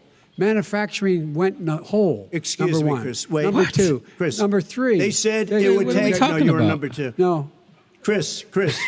They said it would This take guy a is miracle to bring back manufacturing. I brought back 700,000 jobs. They brought back nothing. They gave up on manufacturing. We Part did of my not. Obama standard literally fare- said I'm that. the guy Right? that He brought said back He it's, said you would need a magic manufacturing. wand. Yeah. Let him, We brought back, I was asked to bring back Chrysler and General Motors. We brought them back right here in the state of Ohio and Michigan. He blew it. They're gone. He blew it. And in fact, they're going. Ohio had the best year it's ever had last year. Michigan had the best year they've ever had. That is not Many true. car companies No, came in from Germany, from Japan, went to Michigan, no, went to that's- Ohio. they're not having And that. they Mr. didn't Vice- come wait, in wait, with wait, you. Mr. Vice President, go ahead. And so you take a look at what he's actually done.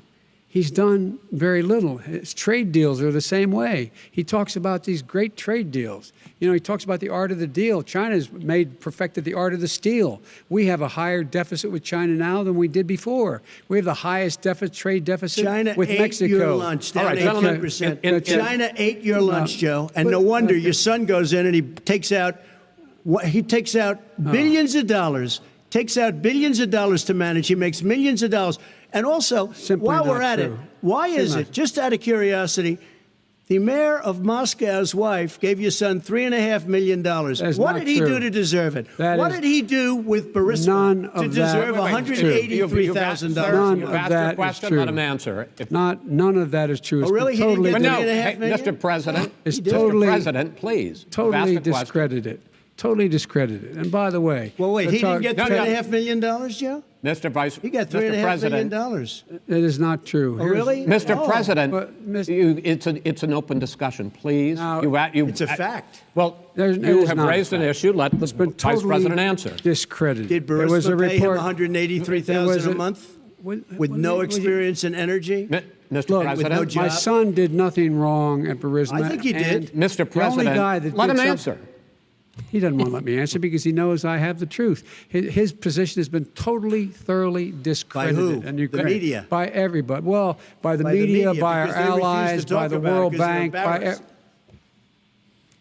by everyone has discredited. Matter of fact, even the people President, who please stop. testified under oath. So let me under ask you oath, this, under- Joe. under No, no, oath. go ahead. Paul- Mr. Paul I'm listening Horner to said you. what? People under, He got $3.5 he million from testified- Moscow. He's been in Washington He for testified 47 under oath in freaking his years. administration said, I Yeah. did my job and I did it very well. Oh, I really? did it I'd like to honorably. know who they are. Well, I'll give you the list of the fire people who Said testified. manufacturers Go ahead, went sir. to You've the already hole, fired most went of them to the because hole they did their because job. they Some people taxed the don't crap know. out of our American you guys- companies you that guys- sent wait a minute, them you get the final word, overseas, Mr. Well, then it's tried hard to to say get he any brought word them in with back. This clown. Excuse me. This Hey, Just let like me how just tell they're, you, they're No, no, doing in New Mr. Jersey. President, $3.5 Mr. million, President, Joe. Companies are that leaving. is simply Why did not he true. deserve $3.5 million It from did- Moscow? Look, here's the deal. We want to talk about families and ethics. I don't want to do that. I mean, his family we could talk about all night. His family's My already... family, No, let him go. my family already lost wrote. a fortune by coming down and helping Go us ahead. with Go ahead, government. sir. And that's such a... they're right Mr. here. Mr. That's President. such Every a great... single one of them lost This a is not fortune about by President. my coming and family or helping his us with family. It's government. about your family, They the didn't American collect people. $3.5 million He for doesn't... nothing. That's not true. It doesn't want to talk about what you It need. doesn't? You, the American people. It is about It's your about family. You. If That's your what we're family talking is- about. you here. should All right, It's that's not the, end about of, deals. that's the end of the Yeah. segment. Didn't take the money. We're moving on. He didn't take them. Well, Vice it's a very- President, but Chris, no, can I be honest? It's a very important Try to be question. honest. No, That's he a good stood thing. up. No, he stood up, the answer to and the he question is threatened no. Ukraine, No, sir. with $1 billion if you That don't get rid of is the If trust. you know what, you're absolutely not stop. true. You're doing it. You're gonna There's have- video of you saying that, Gentlemen, bruh. Chris, I hate to raise my voice, but he's it on seems tape. to me, Chris why Wallace. should I be different than the two of you? So here's the Got a deal. good point. We have 6 segments. We have ended that segment. We're going to go to the next segment. In that segment, you each are going to have 2 uninterrupted moments. In those 2 uninterrupted minutes, Mr. President, you can say anything you want. I'm going to ask a question about race, but if you want to answer about something else, go ahead. But I think that the country would be better served if we allowed both people to speak with fewer interruptions. I'm appealing to you, sir, to do that. Well, and him too. Well, frankly, you've been doing more interrupting Well, that's than all he right, has. but he does plenty. Well, less than, sir, less There's than, plenty. no, less than you have. Let's please continue on.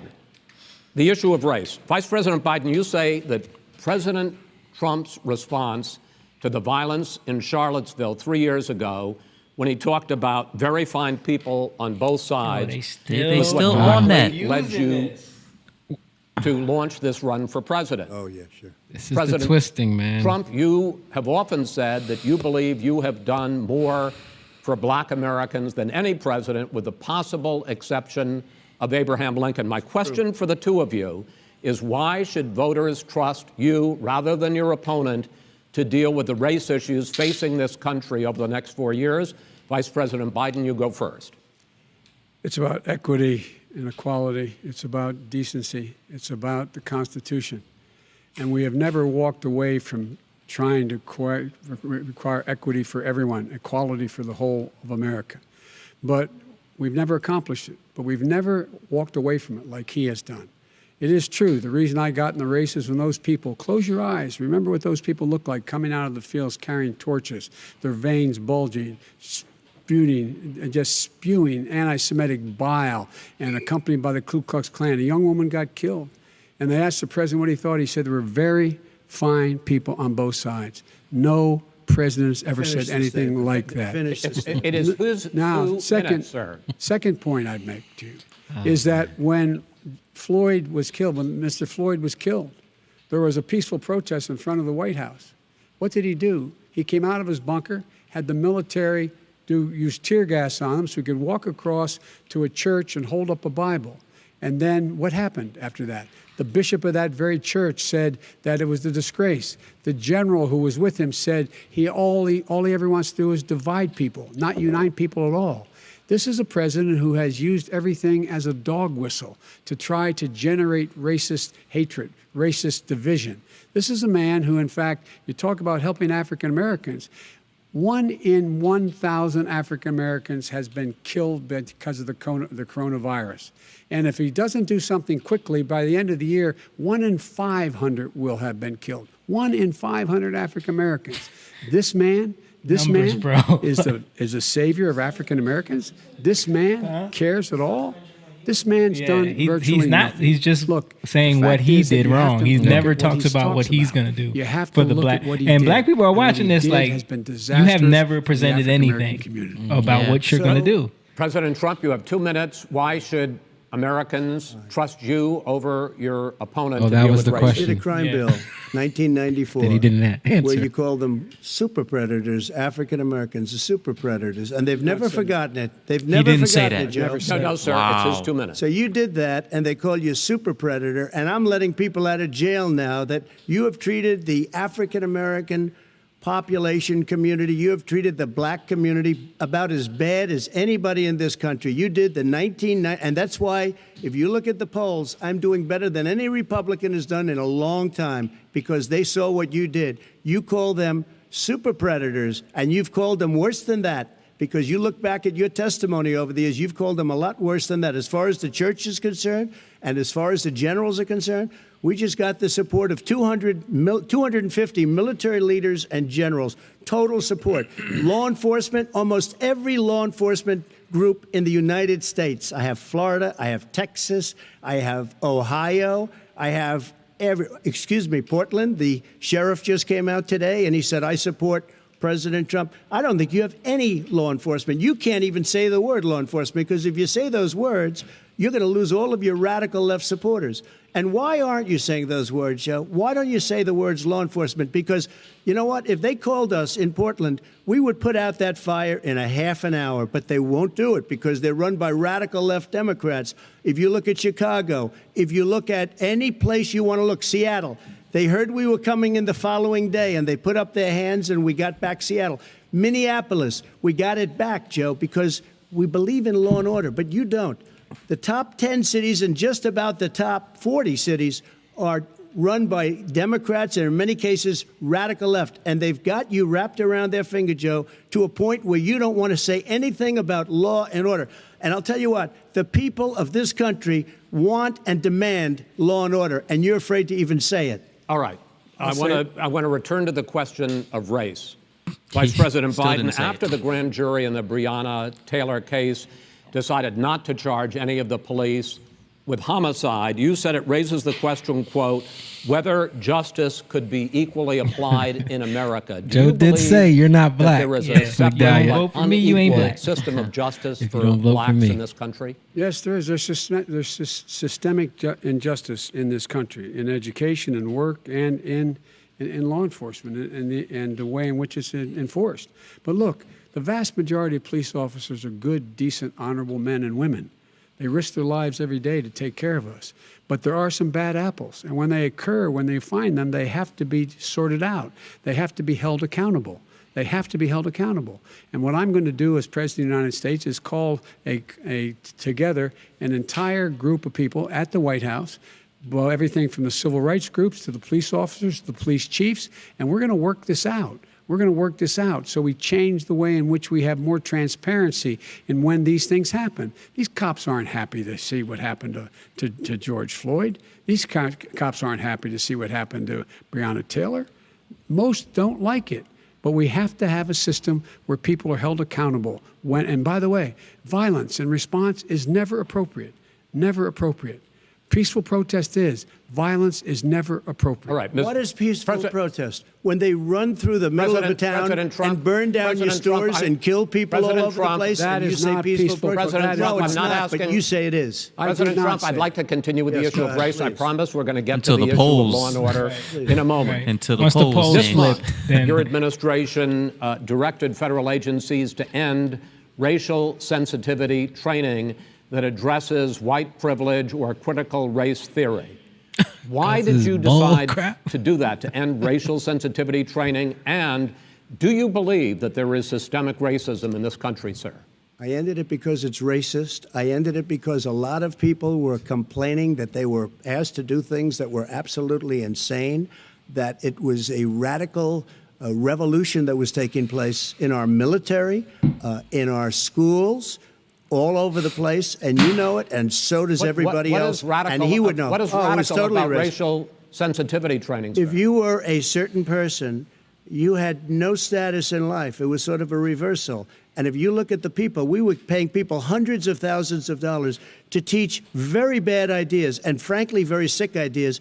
And really, they were teaching people to hate people our don't country. know what. And I'm not going to do that. I'm not going to allow that to happen. What's it called? We have to go back critical to race the core critical. values of I was this going to say country. radical. They were critical teaching race people theory. that our country is a horrible place, it's a racist place, and they were teaching people to hate our country.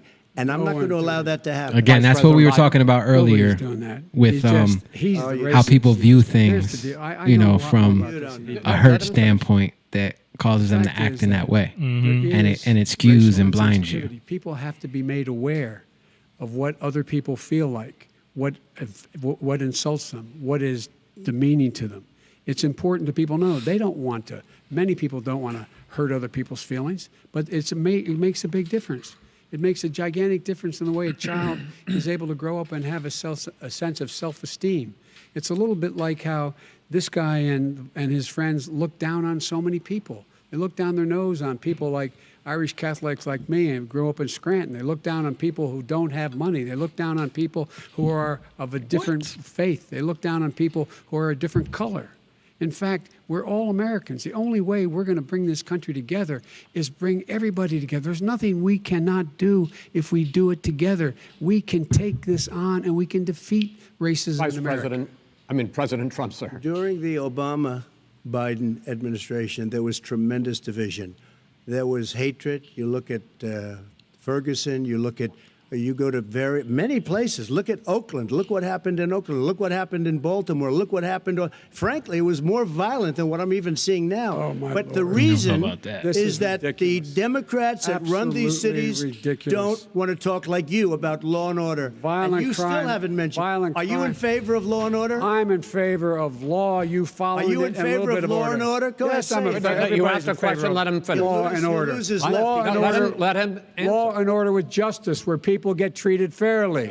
And the fact of the matter is, violent crime went down 17%, 15% in our administration. All right. It's gone up on his watch. Went down much more he in had- ours. All right, we're He now. is president of the Mr. President, United you're going States to. of China, America. we were Mr. President, breaking every record in the Mr. book. President, you're going to be very happy because And we're now going to talk about law and order. Places we had trouble were Democratic-run cities. That's and exactly cities my question. Democratic- There has been a dramatic increase in homicides in America this summer, particularly, and you often blame that on Democratic mayors and Democratic governors, but in fact, there have been equivalent spikes in Republican-led cities like Tulsa and Fort Worth.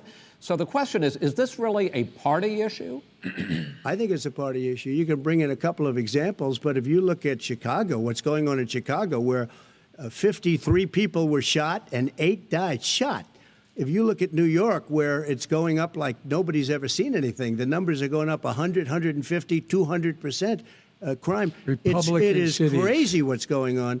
And he doesn't want to say law and order because he can't, because he'll lose his radical left supporters. And once he does that, it's over with. But if he ever got to run this country and they ran it the way he would want to run it, we would have our suburbs would be gone. By the way, our suburbs would be gone, and you would see problems like you've never seen. He would know before. a suburb unless he took a wrong turn. Oh, I know suburbs. He would not. So much I was better. raised. Go ahead. Wait a minute. I was So much raised in the suburbs. This is not 1950. All these dog whistles on racism don't work anymore. Suburbs are by and large integrated. There's many people today driving their kids to soccer practice and/or to black and white and Hispanic in the same car as there have been any time in the past. What really is a threat to the suburbs and their safety is his failure to deal with COVID. They're dying in the suburbs. His failure to deal with the environment. They're being flooded. They're being burned out because his refusal to do anything. That's why the suburbs are in trouble. I do want to talk about this issue of law and order, though. And in the joint recommendation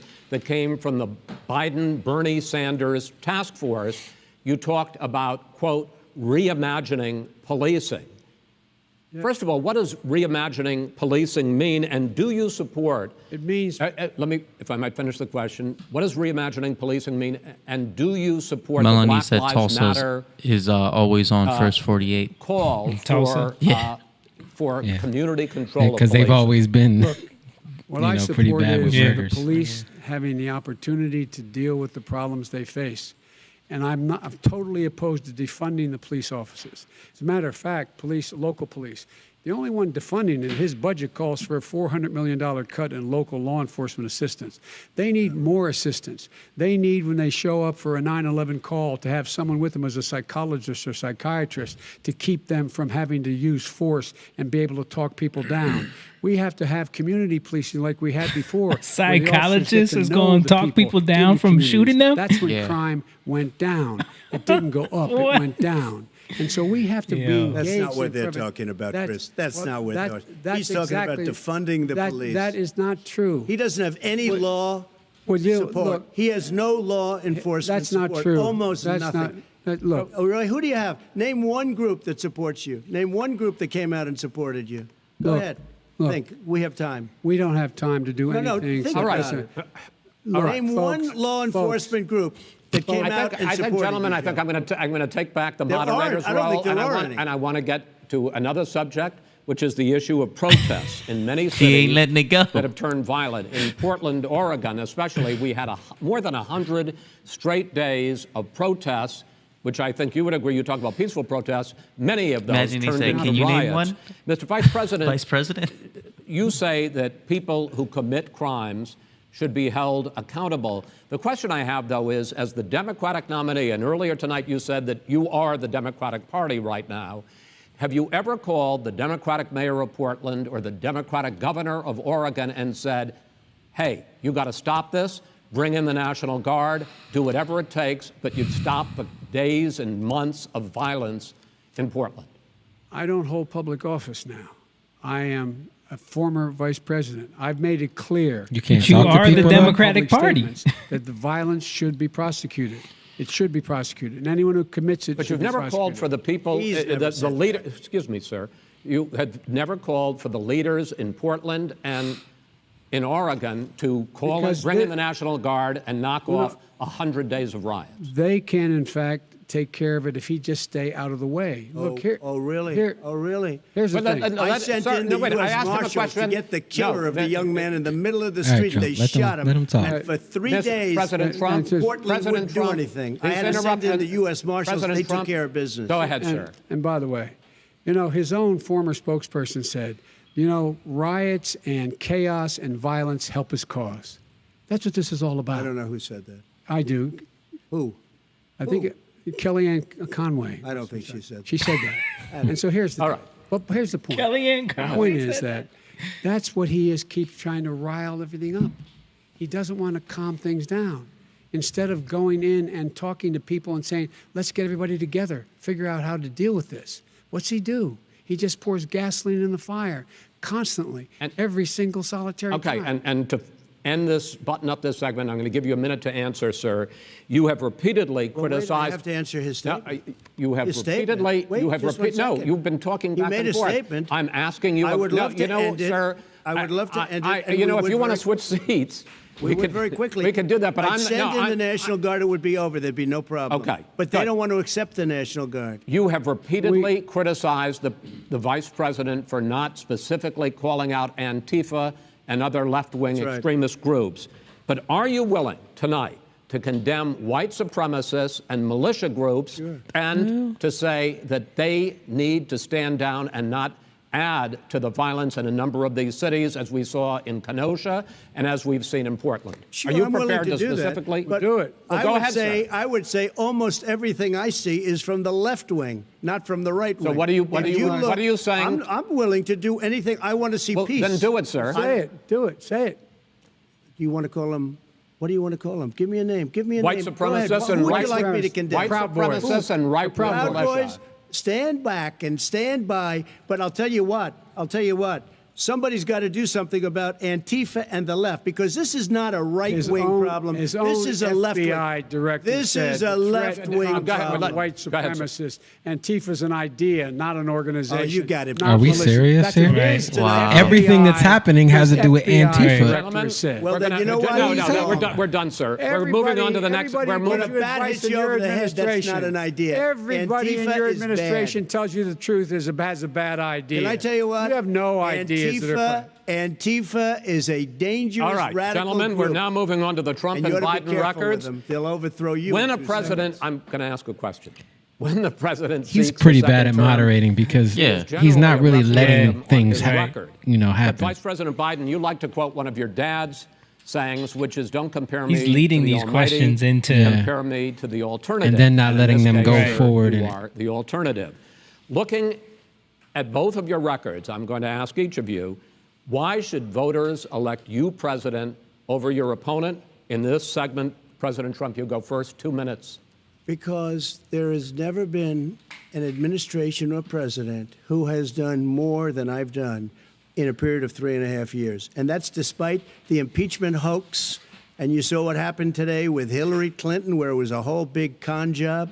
But despite going through all of these things, where I had to fight both flanks and behind me and above, there has never been an administration that's done what I've done.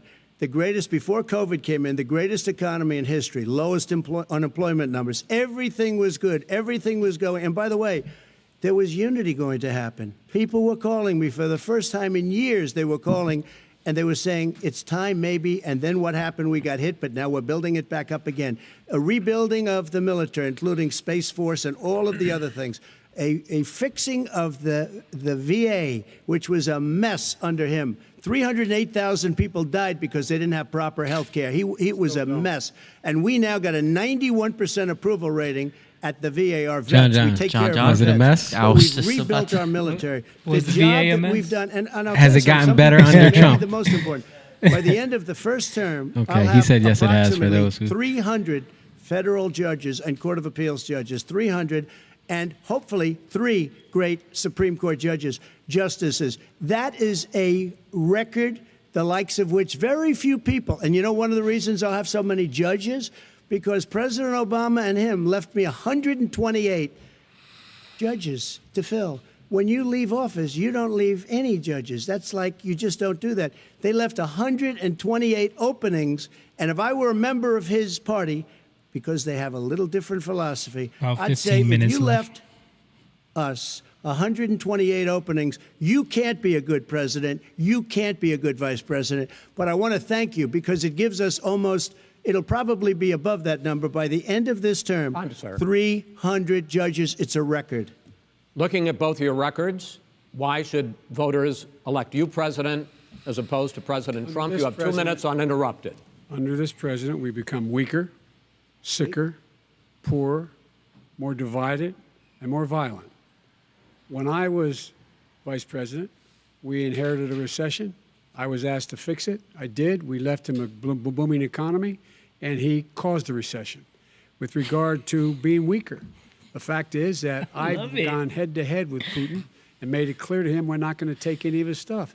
He's Putin's puppy. He still refuses to even say anything to Putin about the bounty on the heads of American soldiers. Your son got And- $3.5 million. That's right. Mi- And Mr. by the way, President, my son. wait a minute. Mr. President, your campaign agreed to both sides would get 2-minute answers uninterrupted. Well, your side agreed to it, and why don't you observe what your campaign agreed to as a ground rule, okay, sir? He never keeps his word. Can you add No, back no, He's I'm a not person asking. that's That was not a yelling rhetorical at the question. whistle. Can you Go add ahead, back sir. 30 seconds? Yeah, Because- yes, okay. you may have. All right. Go ahead. So, thirdly, we're poor.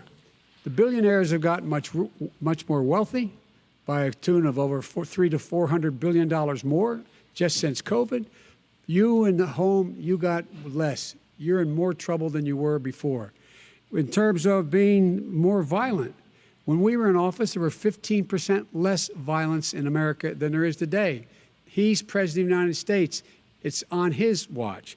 And with regard to more divided, the nation can't stay divided. We can't be this way. And speaking of my son, the way you talk about the military, the way you talk about them being losers and being and just being suckers. My son was in Iraq. He spent a year there. He got the Bronze Star. He got the Conspicuous Service Medal. He was not a loser.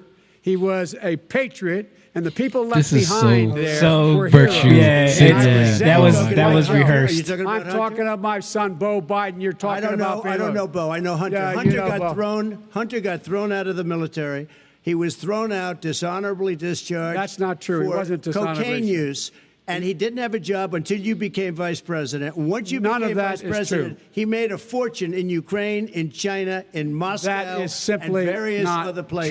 true. He My made a son- fortune. My son, and he didn't have a job. My son, like a lot of people we know at home, had a drug problem. He's overtaken it. He's fixed it. He's worked on it, and I'm proud of him. I thought he was Why supposed to was talk he about what he's going to do. All right. He wasn't given. All right. 10 He has not million. once talked That is about what he's gonna do. President Trump- President Trump, we've already been totally discredited.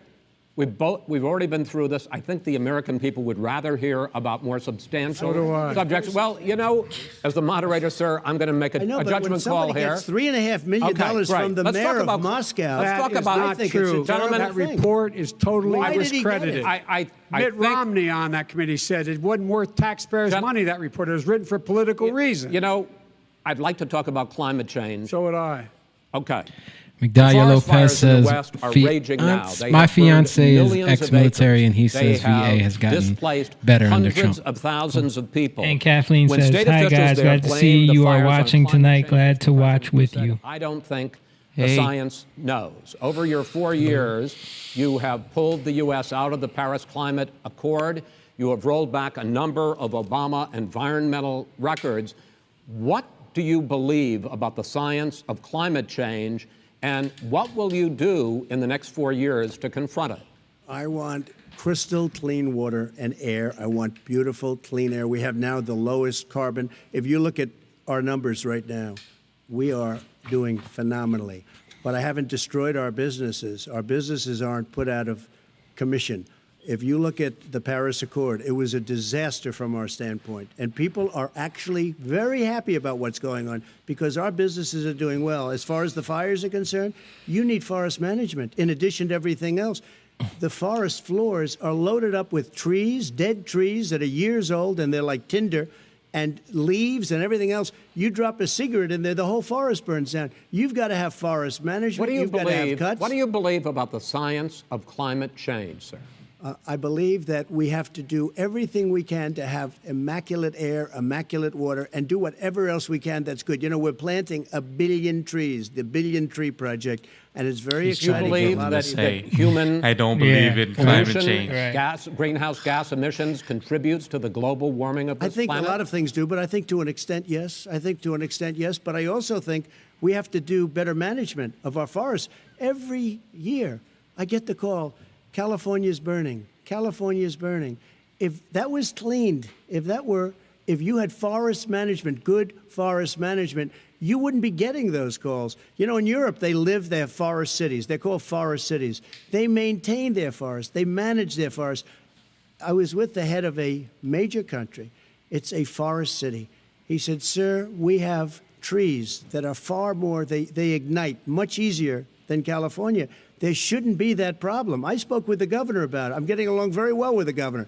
But I said, you know, at some point, you can't every year have hundreds of thousands of acres of land just burned to the ground. But, sir, That's burning down because of a lack of But, management. sir, if you believe in the science of climate change, why have you rolled back the Obama Clean Power Plan, which limited carbon emissions in power plants? Why have you relaxed? Because it was driving energy prices through the sky. Why have you relaxed fuel economy standards that are going to create more pollution from cars Well, and not trucks? really, because what's happening is the car is much less expensive and it's a much safer car, and you're talking about a tiny difference. And then what would happen, because of the cost of the car, you would have at least double and triple the number of cars purchased. We have the old slugs out there that are 10, 12 years old. If you did that, the car would be safer. It would be much cheaper by But in the case of $3,500. California, they've simply No, but you ignored would take your- a lot your of cars rollback. off the market because people would be able to afford a car. Now, and by the way, we're going to see how that turns out. But a lot of people agree with me, many people. The car has gotten so expensive because they have computers all over the place for an extra little bit of gasoline. And, and I'm okay with electric cars, too. I think I'm all for electric cars. I've given big incentives for electric cars. But what they've done in California is just All right. crazy. Vice President Biden, I'd like you to respond to the president's climate change record, but I also want to ask you about a concern. You proposed $2 trillion in green jobs. You talk about new limits, not abolishing, but new limits on fracking, ending the use of fossil fuels to generate electricity by 2035, and zero net emission of greenhouse gases by 2050. The president says a lot of these things would tank the economy and cost millions of jobs. He's absolutely wrong, number one. Number two, if in fact, during our administration, the Recovery Act, I was in charge, able to bring down the cost of renewable energy to cheaper than or as cheap as coal and gas and oil. Nobody's going to build another coal-fired plant in America. No one's going to build another oil-fired plant in America. They're going to move to renewable energy, number one. Number two, we're going to make sure that we are able to take the federal fleet and turn it into a fleet that's run on their electric vehicles. Making sure that we can do that, we're going to put 500,000 charging stations and all of the highways that we're going to be building in the future. We're going to build an economy that, in fact, is going to provide for the ability us to take 4 million buildings and make sure that they, in fact, are weatherized in a way that, in fact, they'll emit significantly less gas and oil because the heat will not be going out. There's so many things that we can do now to create thousands and thousands of jobs. We can get to net zero in terms of energy production by 2035.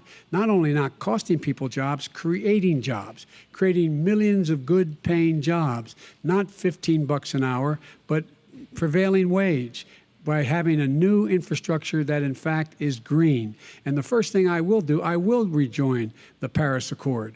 I will join the Paris Accord because with us out of it, look what's happening. It's all falling apart. And talk about someone who has no relationship with foreign policy. Brazil, the rainforests of Brazil are being torn down, are being ripped down. More carbon is absorbed in that rainforest than every bit of carbon that's emitted in the United States. Instead of doing something about that, I would be gathering up and making sure we had the countries of the world coming up with $20 billion and say, here's $20 billion. Stop tearing down the forest. And if you don't, then you're going to have significant economic consequences. What about the argument that President Trump basically says that you have to balance environmental interests and economic interests, and he's drawn his line? Well, he hadn't drawn a line. He still, for example, makes sure that he wants to make sure that methane's not a problem. You can now emit more methane without it being a problem. Methane. This is a guy who says that you don't have to have mileage standards for automobiles that exist now.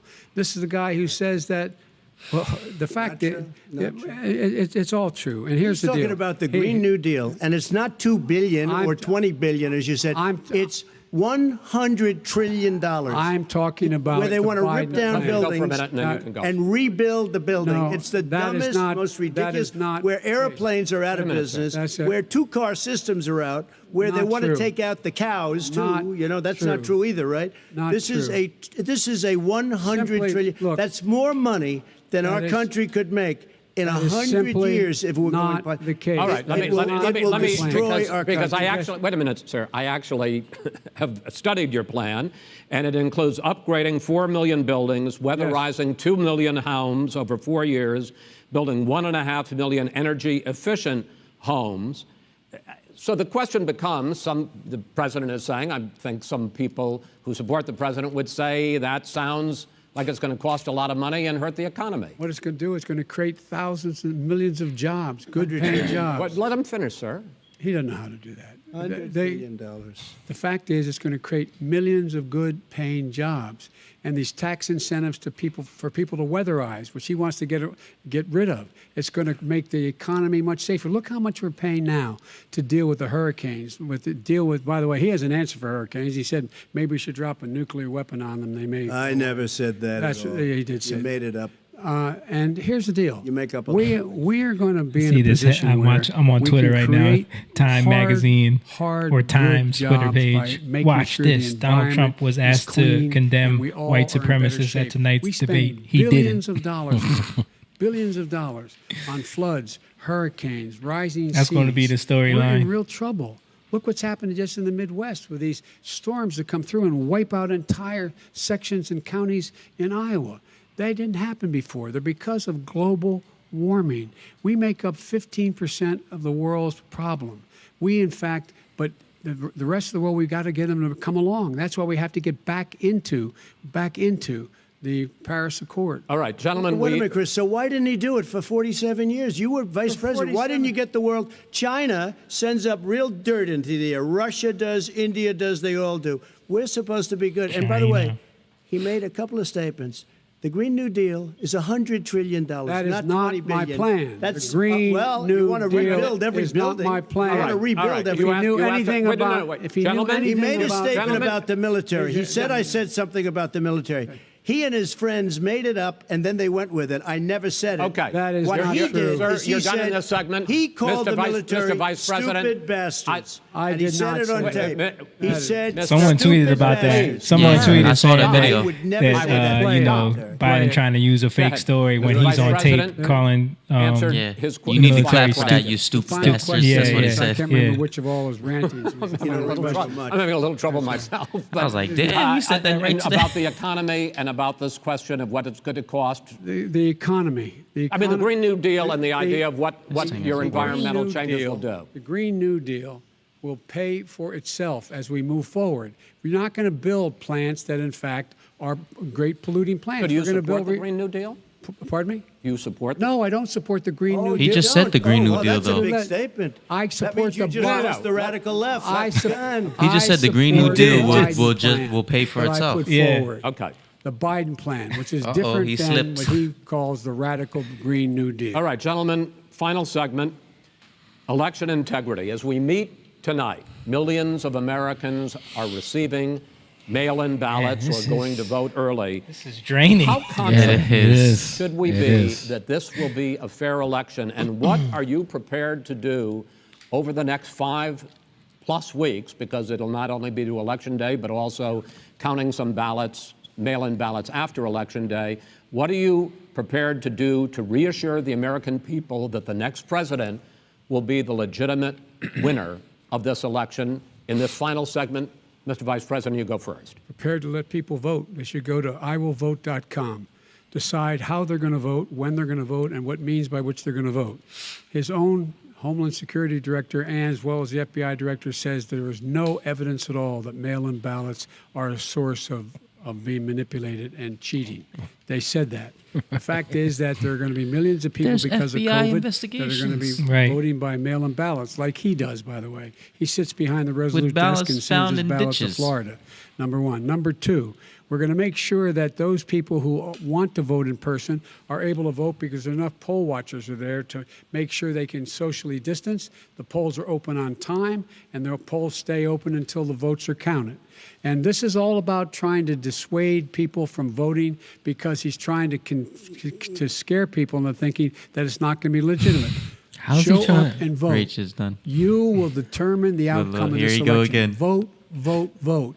If you're able to vote This early is- in your this state, was like, vote early. you If know, you're able the to vote point. They in said, you person, gotta make vote in eye person, contact. Vote whatever way is the best way for you. gotta touch the because heart you will. of the He American cannot people. stop you from being able to determine the outcome of this election. And in terms of whether or not, when the votes are counted and they're all counted, that will be accepted. If I win, that will be accepted. If I lose, that'll be accepted. But by the way, if in fact he says he's not sure what he's going to accept, well, let me tell you something. It doesn't matter because if we get the votes, it's going to be all over. He's going to go. He can't stay in power. It won't happen. It won't happen. So vote. Just make sure you understand you have it in your control to determine what this country is going to look like the next 4 years. Is it going to change? You're going to get 4 more years of these lies. Mr. President, 2 minutes. So when I listened to Joe talking about a transition, there's been no transition from when I won. I won that election. And if you look at crooked Hillary Clinton, if you look at all of the different people, there was no transition because they came after me trying to do a coup. They came after me spying on my campaign. They started from the day I won and even before I won, from the day I came down the escalator with our First Lady. They were a disaster. They were a disgrace to our country. And we've caught them. We've caught them all. We've got it all on tape. We've caught them all. And by the way, you gave the idea for the Logan Act against General Flynn. You better take a look at that because we caught you in a sense. And President Obama was sitting in the office. He knew about it, too. So don't tell me about a free transition. As far as the ballots are concerned, it's a disaster. A solicited ballot, okay, solicited is okay. You're We were gonna talk soliciting, about you're that asking, today. They We send didn't it get to back, it. you send it back. I did that. If you have an unsolicited, they're sending millions of ballots all over the country. There's fraud. They found them in creeks. They found some with the name Trump, just happened to have the name Trump just the other day in a waste paper basket. They're being sent all over the place. They sent 2 in a Democrat area. They sent out 1,000 ballots. Everybody got 2 ballots. This is going to be a fraud like you've never seen. The other thing, it's nice on November 3rd, you're watching and you see who won the election. And I think we're going to do well because people are really happy with the job we've done. But you know what? We won't know. We might not know for months because these ballots are going to be all over. Take a look at what happened in Manhattan. Take a look at what happened in New Jersey. Take a look at what happened in Virginia and other places. They're not losing 2%, 1%, which, by the way, is too much. An election could be won or lost with that. They're losing 30 and 40%. It's a fraud, and it's a shame. And can you imagine where they say you have to have your ballot in by November 10th? November 10th. That means that's 7 days after the election, in theory, should have been announced. Okay. We have major states with that, sir, all run by Democrats. 2 minutes is 2 minutes. All run by Democrats. It's President a fraud. Trump, It's a rigged election. you're going to be able to continue. You have been charging for months that mail-in balloting is going to be a disaster. You say it's rigged, that it's going to lead to fraud. But in 2018, in the last midterm election, 31 million people voted mail-in voting. That was a quarter, more than a quarter of all the voters that year cast their ballots by mail. Now that millions of mail-in ballots have gone out, what are you going to do about it? And are you counting on the Supreme Court, including a Justice Barrett, to settle any dispute? Yeah, I think I'm counting on them to look at the ballots, definitely. I hope we don't need them in terms of the election itself. But for the ballots, I think so. Because what's happening is incredible. I read today, where at least 1% of the ballots for 2016 were invalidated. They take them, we don't like them, we don't like them. But what They are you throw going to them do out about it? left There and are right. millions of ballots going out What right you now. do What is are you gonna go do? and vote. You do a solicited ballot, No, and that's I'm not- okay, I know or your you go and complaint. vote. I'm asking you about the fact that millions of people You go have and vote. You go and No, vote but like what I'm they saying is, what are like you they gonna do used about to the in fact the that old. millions of people? You either do, Chris, a solicited ballot where you're sending it in, they're sending it back, and you're sending. They have mailmen with lots of it. Did you see what's going on? Take a look at West Virginia. Mailmen selling the ballots. They're being sold. They're being dumped in rivers. This is a horrible thing for our country. There is no. This is not. There is no. This is not evidence going of to that. end well. There is Okay. no This evidence is of that. not going Vice to President end well. Biden- 5 states fact, have had go ahead, mail-in sir. ballots for the last decade or more. 5, including 2. There's a lot of Republican evidence states. of that. Right. And you don't A have lot. to solicit the ballot. It's sent to you. It's sent to your home. What we're saying is, they're saying is that it has to be a postmark by the time, by election day. If it doesn't get in till the 7th, 8th, 9th, it still should be counted. He's just afraid of counting the votes because he You're knows wrong. the outcome. You're wrong. I want to continue with you on I this, love Vice counting the President votes. Biden. Chris, he's so wrong when he makes in a fact, statement no, like that. excuse me, Vice President Biden. The biggest problem, in fact, over the years with mail-in voting, has not been fraud historically.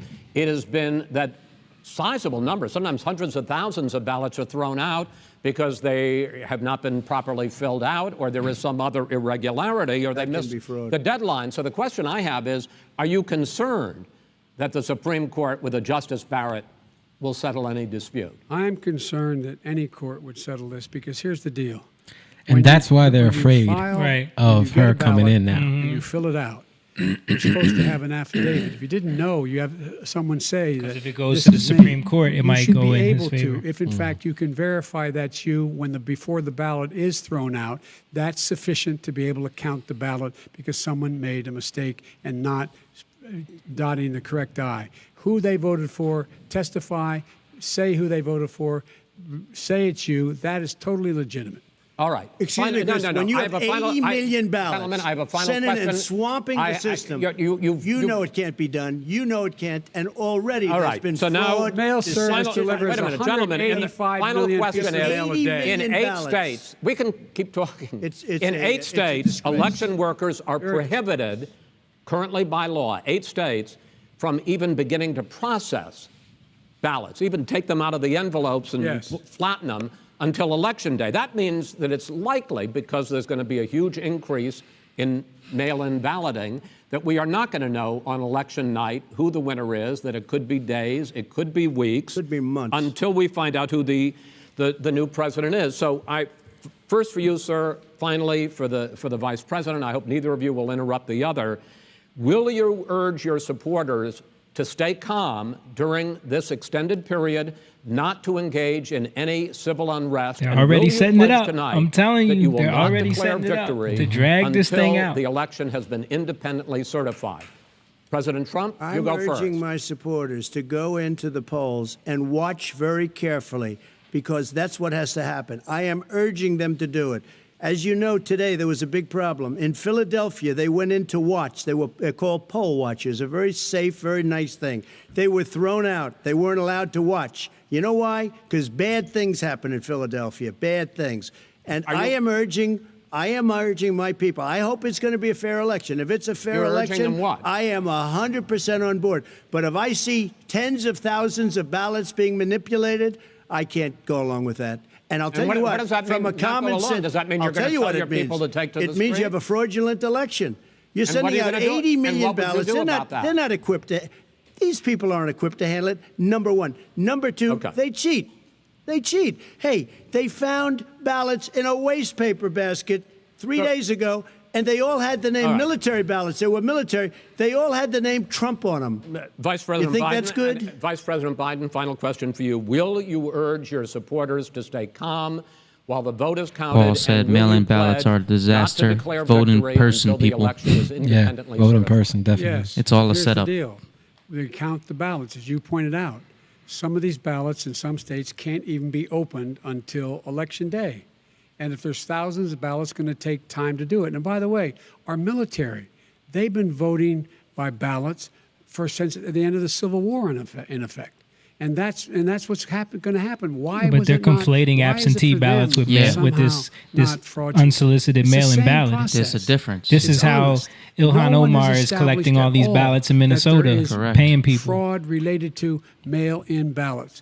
That somehow it's a fraudulent process. It's already been established. Take Take a look at Carolyn Maloney's race. Kathleen said maybe because Soros has his wallet They have no in idea Philly. what Vice President Biden, go ahead. He has no idea what he's talking Yes. about. Here's the deal. The fact is, Here's I the will deal. accept it, and he will too. You know why? Because once the winner is declared, after all the ballots are counted, all the votes are counted, that'll be the end of it. That'll be the end of it.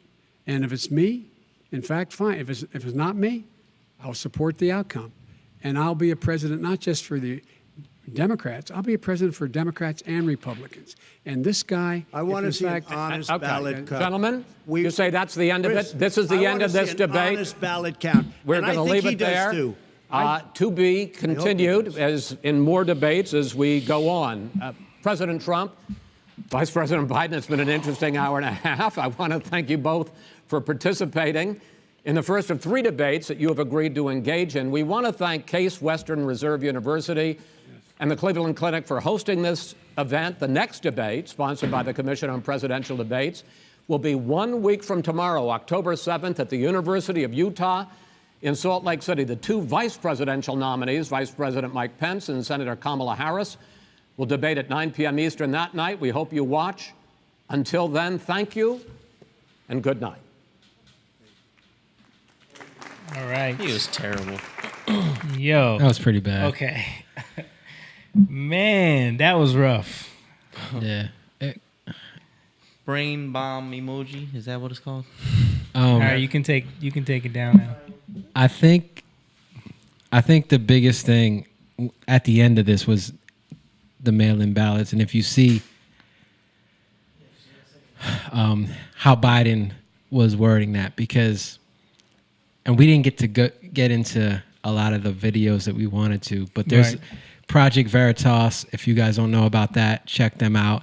They just put out a video about Ilhan. The last 2 days, Omar. they've released these exclusive Yeah, a videos, bunch of videos. undercover videos, showing that these people are going around to these communities and paying people for their ballots, or just harvesting Just them taking it. from and empty ballots that they will fill out at a later date. Yeah, like And- one of the guys in her campaign had like was like 300 He had- ballots, He had a bunch. and it was like that just from one day. Mm-hmm. You know, Yeah. No, I was saying too, like they would take these like older people or whatever, and they would walk into the voting booth, Right. and they would just vote for They them. would vote for them. Yeah. And even the people that work in the polling places in that district are all in on it. So they just kind of let everyone do what they want. Yeah. So there's like, that's what they were saying in the undercover video. Yeah, it's like a I'm ring. not saying it as in this is what's happening. This is what the people that are in the video talking about it are saying. you Right. know? right?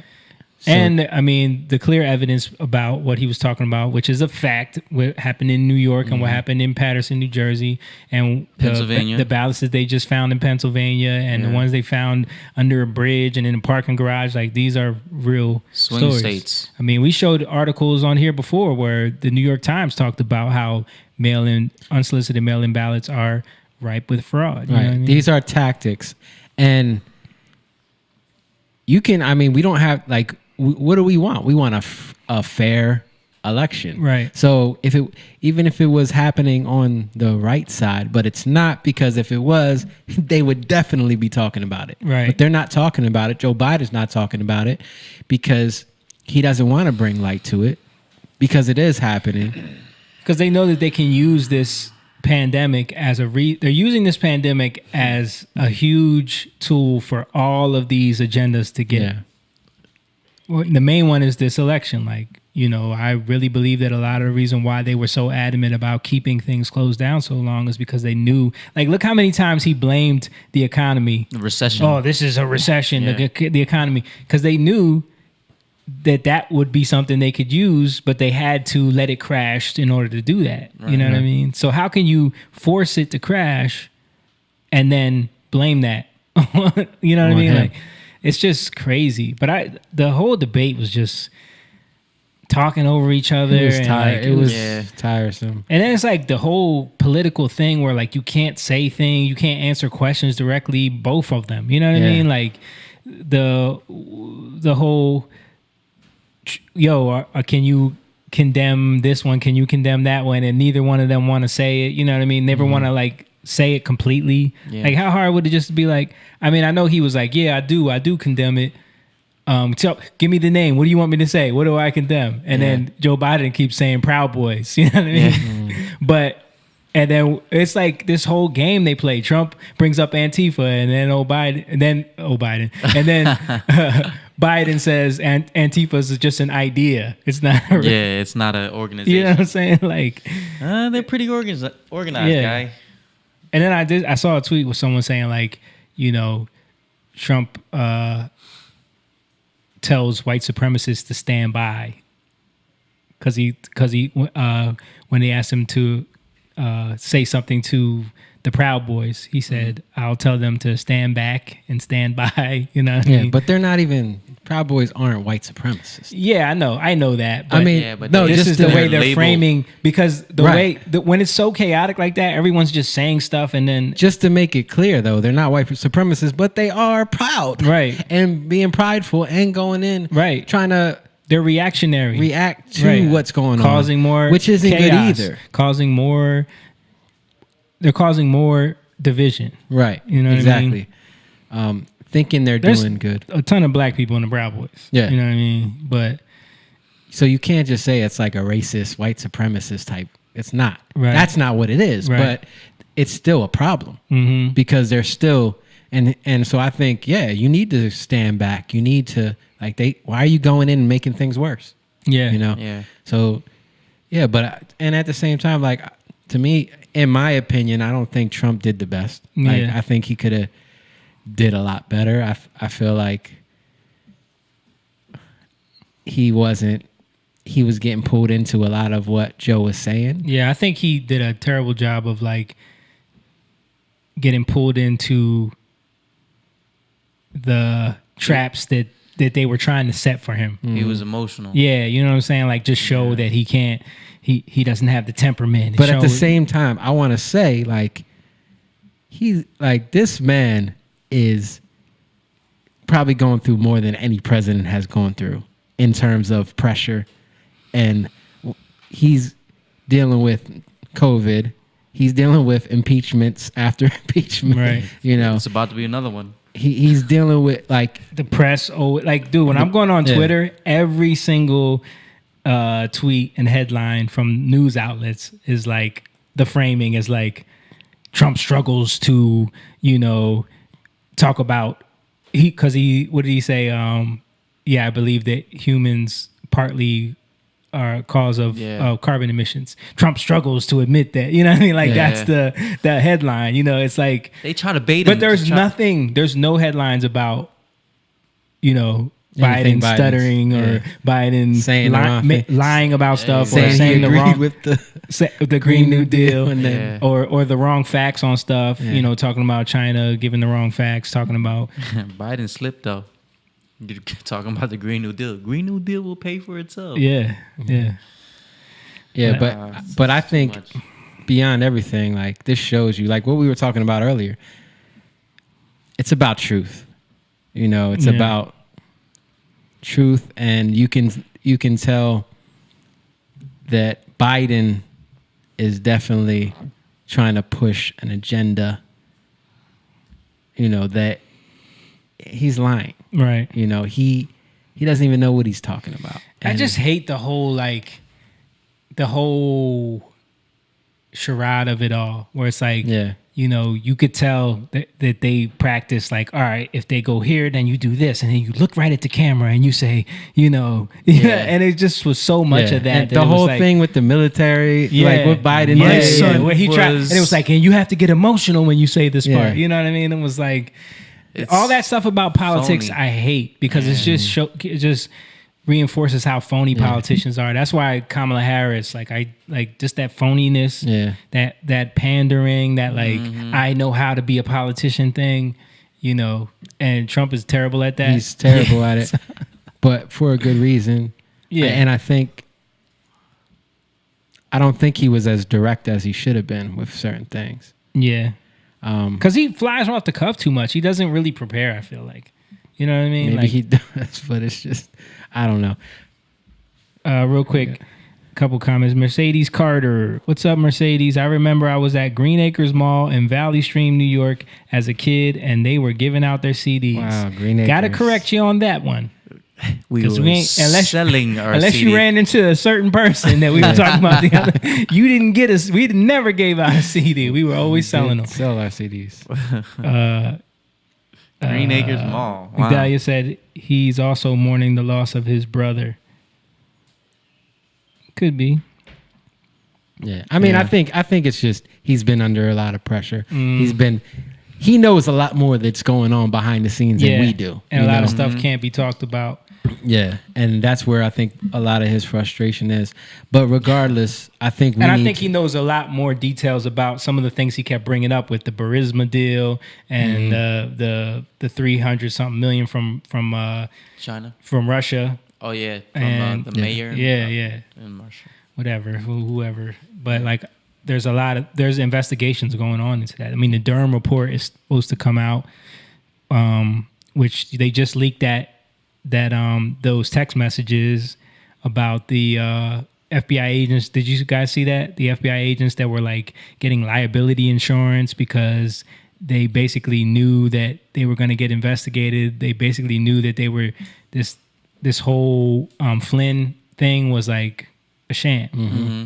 You saw the leak thing about that? Yeah. And how Biden was the one who gave the gave the idea. Yeah. But I think like every time he was talking to people, he's trying to pull on your emotion, pull on the emotions, and that's where the blinding is. Mm-hmm. You know, and what we were talking about. Yeah, and that's the point. Like, he is trying to get people to get caught up in their ideas. He was saying a lot of things about people, you know, poor, about race, about, and he's trying to pull on the things that people want to love each other. People have fallen victim to. Right. And the things that they've fallen victim to can kind of blind you. Mm-hmm. You know, that's why, like, it's about prayer.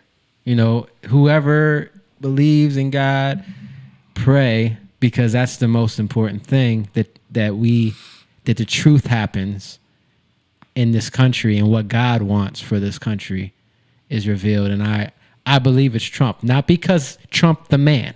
Mm-hmm. Not because of he's got the best character, because obviously you saw that he doesn't. Mm-hmm. But he's going to stand for things that are true. Mm-hmm. And Biden is going to try to win so that he can. He's all he's doing right now is trying to win and pandering so that he can win. And then when he gets in, he's going to do what he's told to do by the ones who own him. Right. Who have owned him for 47 years. Who have owned him. Trump's not going to be told what to do. Yeah, that's one of the things about it that kind of made me pay more attention back in 2016 was just the fact that, like, yo, why are they going so hard against this guy? Mm-hmm. Yeah. And then I started thinking, like, oh, all of these other guys are bought already. Yeah. And he's in there revealing how they're all bought and saying, like, yo, I used to buy you too. I know how this works. He said that on the debate stage. Yeah.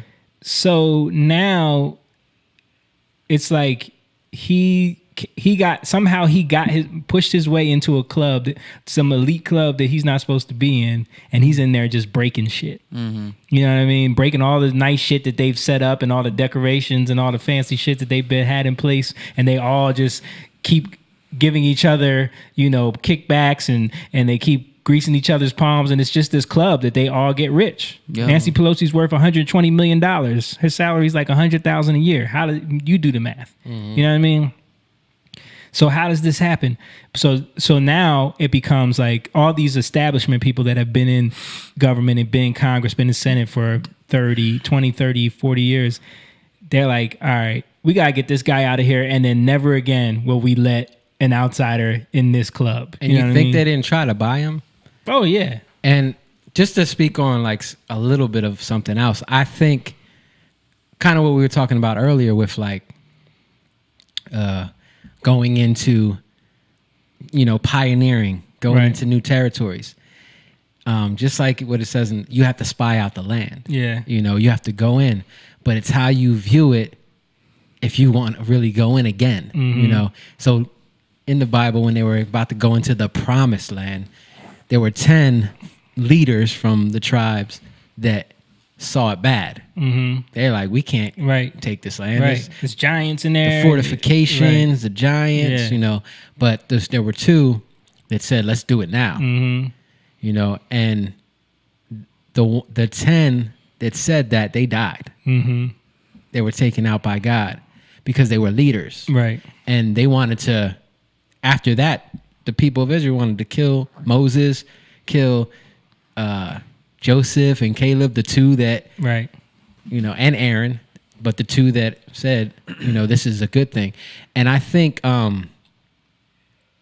there's possibility in America, right? There's possibility that we're like entering into now. There's, because everybody wants to talk about like all these different realms where you got like Hollywood, you got the political realm, or I don't even like saying more political. Like or political, but I'm saying I don't like saying that, but more government, right? Medical. Mm-hmm. What are all these things are getting exposed now, right? Like, oh, this is bad, you know, the Illuminati, like all these things. Right. But if you just look at all the bad, where's your hope? Mm-hmm. The media is another one. The media, right. Where's your hope? Everything's all bad. Right. Oh, just burn it all down. Well, that's what's happening. Right. A lot of people just want to burn everything all down. That's what you see going. That's what they're talking about. 100-something days of riots and fires, and they're saying we need to burn it all down. I mean, but I know for us, like just in our little vein, we've been behind the curtain in a certain realm, like the music industry. We've been in meetings. We've seen how they play the game. We've seen the craziness, but it didn't discourage us, but we also weren't bought. Right. You know, same thing with Hollywood, you know, on the MTV show, we talk about it all the time. Like, we definitely got to look behind the curtain on the tactics in that realm, like TV and how they try to prey on. They know that if you're there, it's because you want to be a star. So they just prey on that all the time. Right. And they just try to use that to gain something from you, you know. And we were learning. Yeah. Like, because we did have that desire, but then at the same time, there was certain God boundaries. Was working in us. And it's like, well, if we do that, we can't really, that's not true. Right. You know, it's not really true. We're giving up something. Right. You know, and so we had to look in. We were able to go in, but we weren't allowed in, you know. And I think the only way you can really come in is if you make agreement with it. Right. You know, the only way you're going to come into this land that's promised to you is if you make agreement with their promises. But it's really not even theirs. It's really God's, right? Everything that they have is all God's. But just because they got it now doesn't mean they're going to keep it. Right. And that's my point. Like with Trump, Trump's seen behind the curtain. He saw these things. Now he's in a position where he's fighting against it, but they're trying to keep it, right? Of course, they tried to get him to agree with them, but he wasn't for it. And I think there's a lot of people that are, you know, being raised up, being built up they've been behind the curtain in different aspects, whether it's medicine, science, you know, entertainment, Hollywood, and they've came away from it in a way where now they want to fix it, or they see there's opportunity, right? You know, they're not discouraged. Yeah. You know, it's too much. Because going in, it can feel overwhelming. Right. You know what I mean? Like we know. Right. It can feel overwhelming. But there's hope in him. There's hope in God. That's why, like, when we're in the place of feeling overwhelmed, we trust in him. And he raises us up so we can go in and take that land with him. Right. Because he promised it. You know what I mean? Do we really believe what he says? Right. And that's the key. Do we really trust him and believe what he says? Because if we don't, we're not going to go take it. And the only way we're going to get in is through agreement. And that's a back door. You know what I mean? And that's how it's been. But it's going to come down eventually. Do we want to keep holding on to ways that keep people, you know, locked up and banned, that everybody talks about, everybody complains about, but nobody's seeing the opportunity. Right. Do we want to keep devolving the culture? Right. You know. Cool. All right. Let's wrap it up there. That was a long, draining debate. So the first presidential debate is done, and 2020 just keeps on coming, boy. I have hope. I have hope too. I think we all have hope. I think it's gonna end the way it's supposed to. We appreciate everybody who's been watching, all the people commenting.